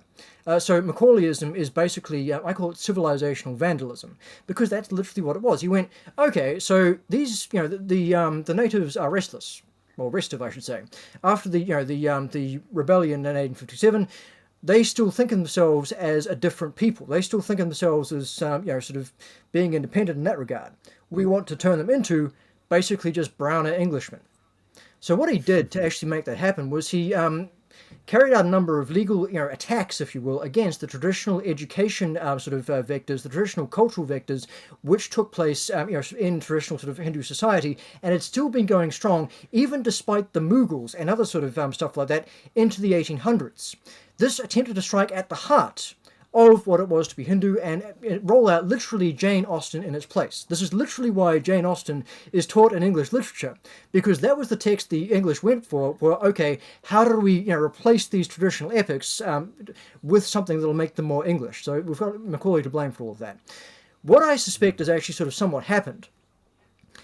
It didn't work in India because the culture was so heavily intrinsically and endogenously Hindu for the Hindu sphere that it could not be displaced. There were big sort of protest movements against it, which comprised not necessarily going, okay, well, we're not going to go to these schools or whatever, but by organizing sort of, you might almost call it sort of Sunday school style tuition to ensure that various stuff still got passed down. There was a huge effort to preserve the culture even in spite of this. Meanwhile, over in the sort of the Anglosphere, over in the sort of the Western European sphere, what we have is a situation whereby the stories that are being told aren't the ones that are sort of the resonant ones of sort of archaic myth. You do wind up with the classical myths being a great foundation as the English are moving into the 1800s. So you get Lord Byron, for example, thinking of himself as almost a Homeric hero in terms of why he then went off to decide to fight the Turks personally, and that's a great and wonderful thing. But after that, as we start moving into the 20th century, the narratives have become displaced. Instead of these great archaic and true story, well, true in a certain sense, mythic truth, we wind up with other narratives in their place. Part of this is understandable because, of course, the material conditions have changed, and therefore other narratives like, I suppose, The Great Gatsby or something, wind up being deployed to actually talk about and act as commentary upon the new conditions which they found themselves in.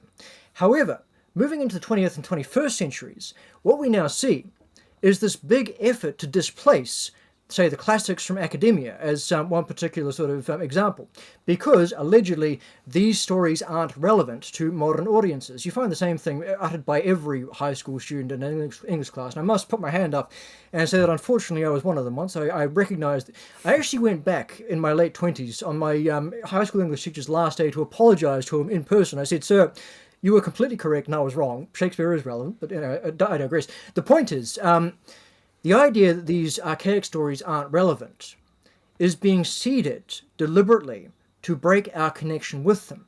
Modernity is re-entrenching itself by cutting off our vector of escape, to bring it back to that Tolkien thing. Those stories, they're our escape rope. They're our way of actually getting back to what's true and reclaiming the fact that we are human. You cut off those stories, you cut off the support, you lead to a demoralization, both in terms of morale and also in terms of morals. All that is left after that is a much more malleable figure who will consume whatever it is that you happen to sort of put in front of them because, as you said at the start of things, they're so desperate for meaning. Now, I don't know if there's some sort of deliberate effort underpinning a lot of this sort of stuff like Macaulay tried to do in India. I do know that when it comes to actually looking at how these things manifest in practice, it definitely appears to be a very concerted sort of thing. The issue that we have is that when we start cutting out the classical sphere, or indeed any of these other archaic spheres, we're losing not only our heritage directly. West, great American thinker. Now, he's black. Many people sort of may or may not know of him, but he was a great exponent of the classical sort of paradigm. And when this big sort of movement in America about ending sort of classical studies in its exalted position in academia because it's really white, apparently, when this sort of really got going, he actually spoke against it. He said, "Now hold the phone. When I was engaging with all the, these classical philosophers and thinkers and writers, I was engaging with the best minds of the past 3,000 years. What you guys are trying to do, when you say that there's nothing of relevancy here for black kids or anybody else for that matter, you are cutting off their chance to engage with some of the best minds that humanity has ever produced." That does not sound like empowerment. You know what I mean? It's a wonderful sort of sentiment. But in terms of I have a quote which I sort of will read out, which does come from sort of antiquity in this particular regard. Now, I'm a great fan of Aristophanes. In sixth form, I could have done math. Well, I failed fifth form maths once, or twice, as the case may be. I argued my way out of doing sixth form maths and into doing seventh form classics a year ahead. I later wound up, sort of passing a scholarship exam with it. It's partially how I wound up at university with a scholarship in classical studies. My favourite part of that entire milieu would have to be Aristophanes. I was therefore very disappointed to find he sort of didn't get quite as much acknowledgement when I was in Athens more than a decade ago as some other figures. But in terms of the wasps, is it the wasps they're referencing? Yes, it is. It's a situation whereby, I won't go into detail about the actual sort of nature of the play, but the quote goes from the chorus, "In days when men were men, and you should have seen us then. We were noted for our vigour and our agility. We carried all before us, both in battle and as chorus, and no one could have questioned our virility. Those days, alas, are gone, and the feathers of the swan are no whiter than our hair, for we are old.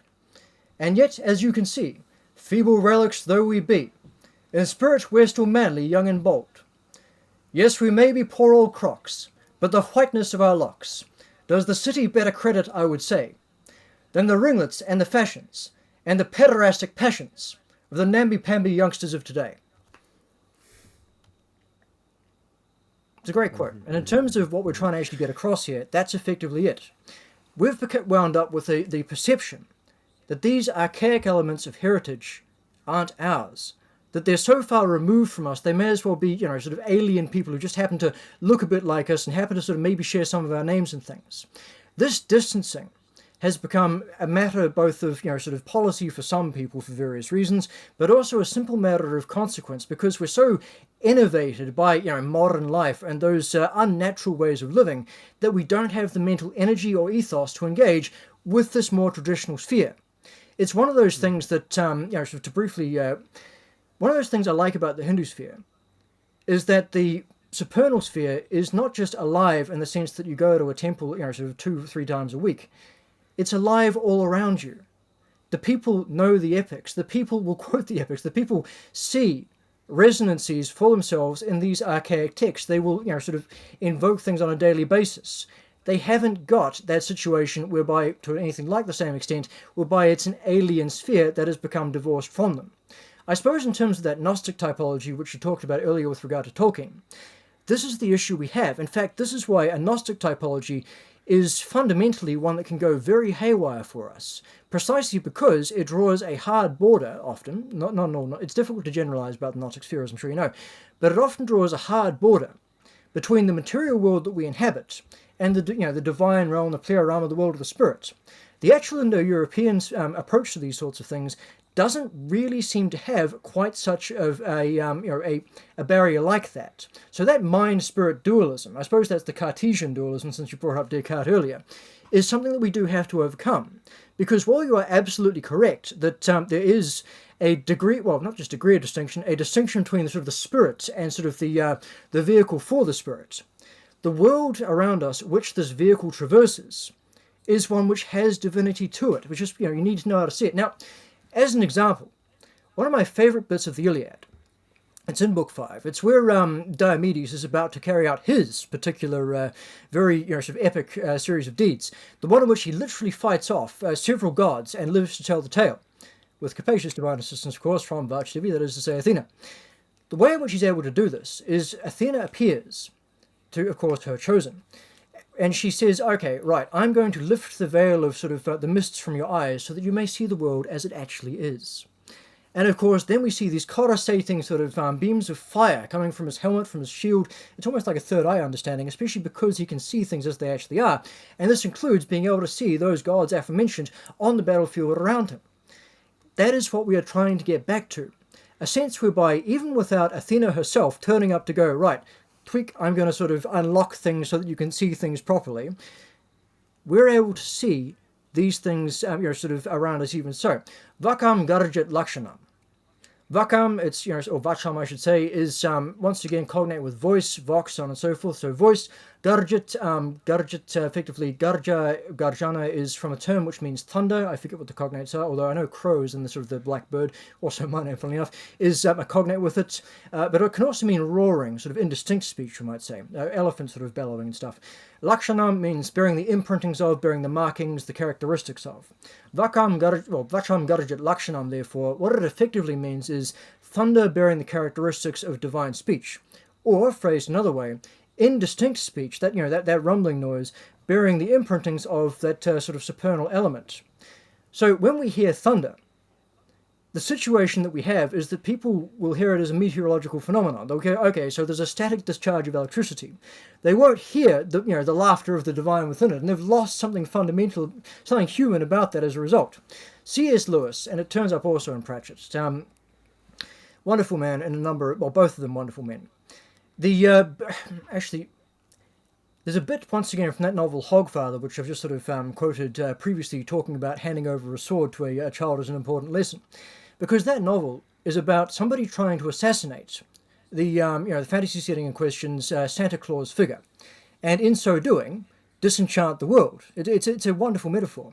But in terms of, he doesn't win. Admittedly, a lot of hijinks have to be pulled off in order to ensure this, including somebody taking up the mantle of Santa Claus in order to sort of keep the myth going.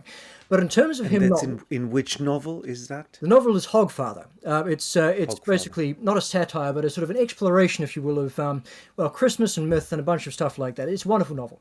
But in terms of what happens after the assassination attempt is thwarted, the so the figure that's sort of playing this, Death, who's sort of a narrative voice, you might sort of say, is asked the question, okay, so what if we hadn't won? What if this had all sort of gone ahead? What if, effectively, myth had been killed via this particular sort of act? And Death responds that, Death is asked quite directly, surely the sun would have still risen tomorrow if we hadn't won. And Death says, no, it wouldn't have. And they're like, well, hold on, like, why wouldn't have? I mean, like, how does this work? And he said, a ball of flaming gas would have illuminated the world. That's all. It's not the sun. Because all the stuff that we attach to the sun is so much greater, so much grander, in terms of the meaning we ascribe to it. The solar sort of hero archetype we often hear about, the solar source and origin of so much life and empowerment, the thing that dispels the darkness, the thing that is the great comfort. We see the sun peeking through dark clouds. All of those metaphorical understandings, all of those narrative understandings, those mythic understandings, would have gone out the window. So you wind up, effectively, with a completely mythless man who could only perceive the sun as being, some thermonuclear reaction that's a ball of flaming gas. It doesn't have anything like the same resonancy. It doesn't enchant our world. It doesn't lend beauty to our world in anything like the idea of the sun, the idea of the stars. You get what I mean about that. It becomes non-human. It becomes fundamentally and foundationally robotic. It becomes an it rather than a thou, we might say. Just bringing it on to today, these feelings of displacement, as you said, and disenchantment, they're very alive, and unfortunately, they're very, very unguided. You mentioned these people attacking Tom Rousseau, perhaps yourself, and I get some of these quotes. Again, you can't win with mentioning Indo-Europeans. You have the politically correct crowd that will just say, "Oh, it's essentially a Nazi myth," and you have on the other side the admirers of Indo-Europeans who are going to say, "You got it wrong, because Indo-Europeans were always noble people. They were noble people until their blood got thinner, but intermixing with whatever, you know." But it's that second crowd that I feel more for, because they don't seem to have an agenda, unlike the leftist crowd. They just have this passion for reconnection. And there's a book out there called The Bronze Age Mindset, which I think spoke to these people. And I have to say, I admire this book. It's to be taken with a grain of salt, as the English say. There's a lot there that is not to be taken literally. You should not emulate Cortez by pillaging and raping, but there is something to the idea that all these old figures that were once considered heroic are now considered as very evil, and statues of them should be torn down, and Columbus himself should be torn down, etc., etc. There's something decadent in that, I believe, and that Bronze Age mindset capture that. But it's the crowd that I'm most interested in talking to, these young, when people find you with all these passions that are very misguided. What do you do to kind of clarify and bring this idea of an Indo-European tradition in a healthy way to focus? Well, we take it slowly is probably the best way of answering that question. I mean, yeah, I completely get what you're sort of saying about that. In terms of that second crowd, it's something that I continually find myself having to emphasize, is that when you look, if you're going to be racist about things, you should be properly racist. Now, the trouble is that as soon as you start being properly racist about things and actually looking at the archaeogenic evidence, the racism that, I suppose the conventional racism that some of these guys are often quite keen to espouse about a white race and, other sorts of narratives starts falling apart. Because you wind up with the thought-terminating cliche that I sort of adopt upon occasion is, if you're going to go by strict patrilineal descent, because these people are often quite patriarchal, then you wind up with many Iranians being white, because they've got R1A sort of Y-DNA haplogroups, and many Finns not being white because they have N sort of type haplogroups from somewhere in Inner Mongolia. That's if you take that as being your rubric for what is versus isn't white, and if you think white is actually a useful category in the first place, which I really don't know about that. That's another conversation for another time. I mean, in terms of the sort of the genetic side of stuff, what we actually see is a situation whereby modern myths have taken roots in a fashion that has become quite a barrier for people to actually engage with what's really there. We talked a bit about this in terms of the the pre-interview sort of conversation when it comes to the feminist historiography that took root post sort of Gumbuta, saying, oh yes, the Indo-Europeans were completely patriarchal, they had warlike male sky gods, and the pre-Indo-European cultures of old Europe and so forth were, they worshipped a great mother goddess, and they were matriarchal in utopia, and so on and so forth. Now, the first thing to be said is that this is a very powerful story. People want to believe in it, especially because it has implications for today. Unfortunately, it's not true. We can demonstrate this first up archaeologically. I was reading a rather interesting paper, which I can go and find the name of in a moment, about deconstructing the archaeology and showing how it has been bad archaeology and sort of misreading things almost deliberately to get to the point of this great goddess thesis being an idea in the first place. But also, second, we can just run it quite straightforwardly in terms of the actual Indo-European cultures and the reconstruction of Pi that we have. The foremost war goddess in any given, the foremost war deity, we should say, in many Indo-European pantheons tends to be a goddess. You got Athena over here, okay, exhibit A, Durga over here in the sort of the Hindu sphere, and the examples just keep on piling up of these very indomitable female figures that don't get conquered. But the problem is that doesn't fit the narrative, because effectively what we have is a certain sort of, as we said, misogynist and a certain sort of feminist both want to believe that prehistory was a case of patriarchal Indo-Europeans with patriarchal religion rolling over the top of matriarchal and sort of divine feminine pre-Indo-Europeans, whereas in fact it appears much more equal opportunity, insofar as the Proto-Indo-Europeans appear to have had very much sky goddesses as well as sky gods, and amongst the foremost of these sky imperialists, we might say, were of course those goddess figures. But it doesn't fit the narrative, neither side wants to claim it, so it's left to guys like me to point it out. But in terms of going to the genetic side of it, what we wind up with is a much more complex picture than, sort of the Hitlerian sort of approach would have, as of course anybody should logically assume. So, the Yamnaya culture, assuming for the moment that Yamnaya are in fact Proto-Indo-Europeans, there's a bit of up in the air about whether it's the Yamnaya or a slightly north of them but sort of related group, more for another time. Basically, they encounter the corded ware culture, what becomes the corded ware culture, and sort of a combination sort of thing gets going. You could say that in terms of how this spread and diffusion of Indo-European genes and heritage seems to take place, miscegenation almost appears to be an archaic Indo-European trope that just keeps sort of happening. And then, of course, in terms of the northern expansion, the part that I bring this up particularly because of, is you wind up with a likely a more sort of bellicose encounter with the pre-Indo-European inhabitants of Scandinavia. The issue is, while there appears to have been a war, it's one the Indo-Europeans didn't win. Now, I always get this wrong. I think it's I2, the Y-DNA haplogroup. It might be I1. I'll have to check that. So somebody may call me up in the comments, especially if STJ's out there. But in terms of what we wind up seeing, pre-Indo-European, invasion of this particular area, you have so quite a dominant sort of role for this particular non-Indo-European haplogroup. Then the Indo-Europeans show up, and you start seeing the R1A, Y-DNA show up, etc. Except they don't show up in the position you'd expect of a victorious conquering people. They show up in the ordinary burials. The I2, etc. are still there in the nobility burials, so evidently they didn't lose. They did wind up Indo-Europeanized, however, of course, so interesting how that might have obviously sort of taken place, or unobviously I should say.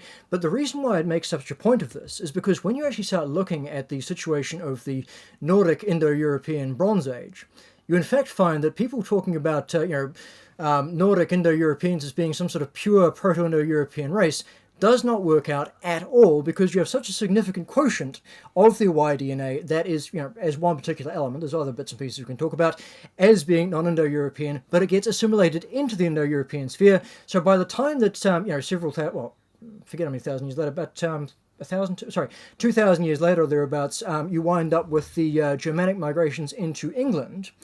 The fact that you have I2, etc., sort of haplogroups showing up in England doesn't mean, oh, hey, non-Indo-Europeans are showing up. It means, yes, Germanic Indo-Europeans who happen to have this originally far back non-Indo-European Y-DNA haplogroup that is now Indo-European are indeed migrating. It's assimilation. So, as I say, if you want to do the racism thing properly, it quite rapidly leads you to a position whereby we don't wind up with the narratives they want to believe in being quite accurate, especially when you consider the level of EMBA, early Middle Bronze Age steppe DNA in various Indian populations, including South Indian populations who are Dravidian, even some tribal populations as it happens. Various of these groups actually have comparable EMBA steppe, basically Proto-Indo-European autosomal DNA quotient, to various Western European populations. The narrative of, the Indians are sort of, mixed, degenerated, so on and so forth because they're browner, doesn't actually track, because of course also Western Europeans are mixed as well, and often you wind up with, a similar genetic line that can be observed. I digress. The point is, what we must emphasize is that expression that sort of often turns up. It's not biblically based, but it's a nice expression. That the water of the covenant is thicker than the blood of the womb.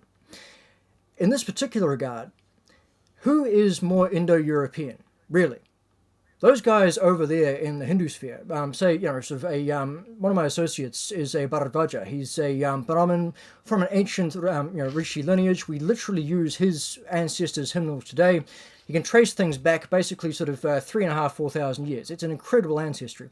In fact, he's one of the ones in question is actually quite a fan of genetic testing. And he actually, one of his relatives to his ancestral line, they fished out of a peat bog in the Ukraine, having been preserved several millennia ago. I digress.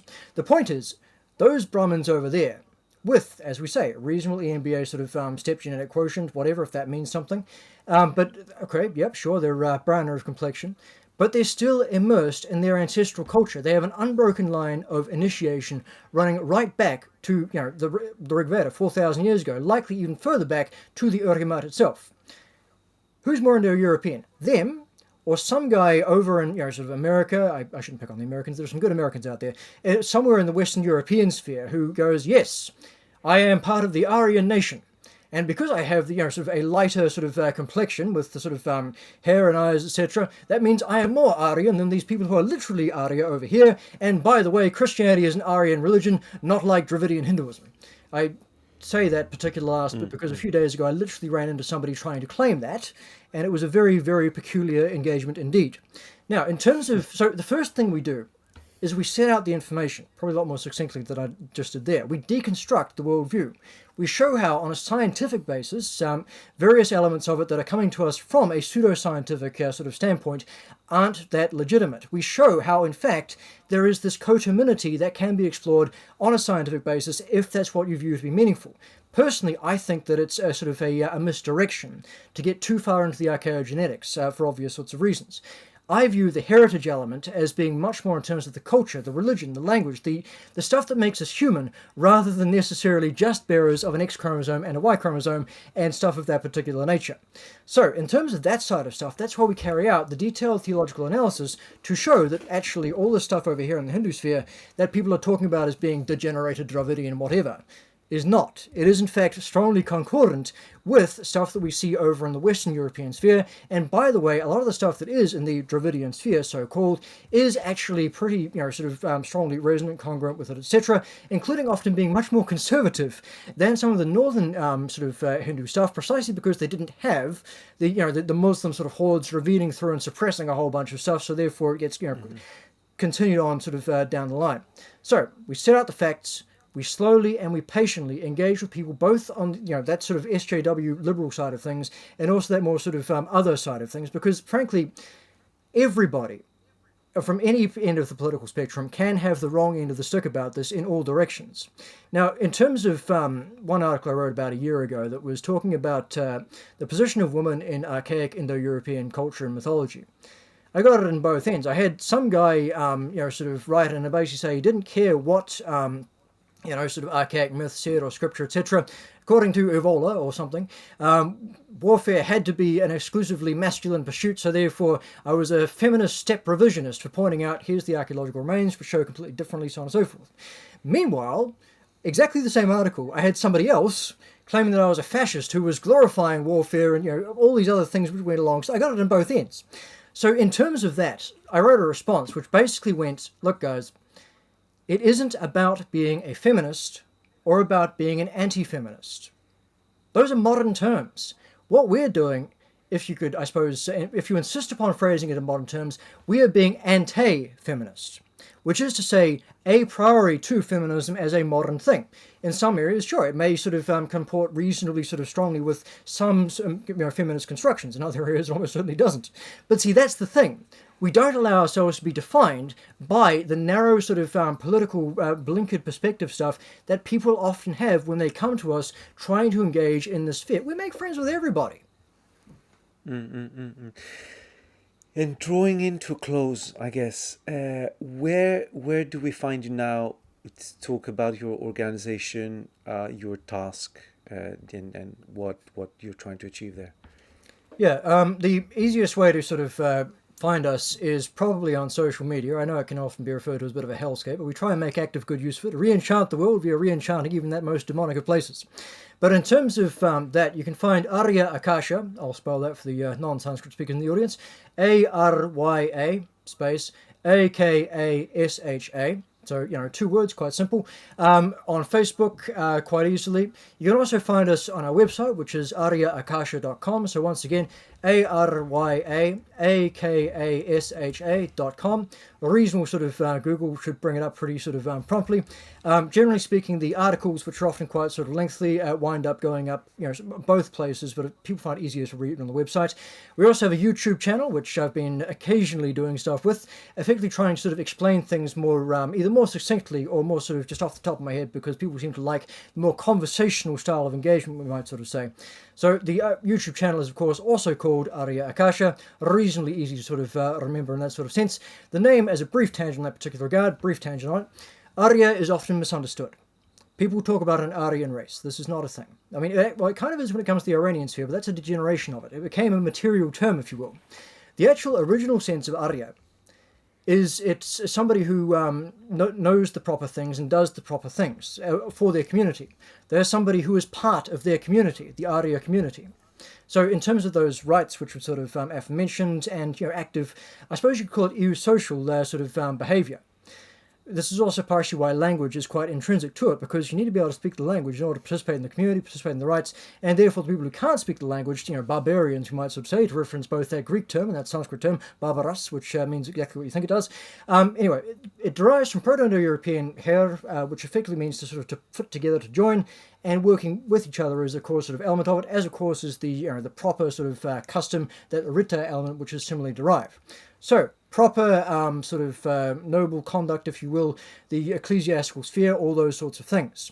It became, in sort of, as I say, the degenerated sort of Iranic end of things. Iranic is, of course, from the same alternate root, an ethnonym, which is connotes belonging to an ethnos, but its original sense was simply belonging to an ethos. Sort of that way of doing things, which we're trying to sort of rediscover and make available once again across the Indo-European sphere.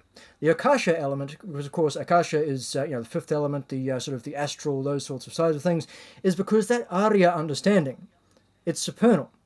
It never went away. It was just our ability to access and interface with it has become rather more difficult in this particular modern time. So that's why the name is there, because we're trying to enable reconnection with that proper way of doing things. There's nothing racial about it. I just thought I'd like to emphasize that. So find us on Facebook, on YouTube, and of course the website. Well, with that, I would love to thank you for participating in this conversation. We've been talking for a while. There's a lot of things to listen, re-listen, and understand, and for the audience. And I would definitely like to have a second one at some point, dive into different things, because it's such a multifaceted thing. For now, I'd love to thank you on behalf of our audience. Best of luck. May the gods be with you. And thank you very much for having us.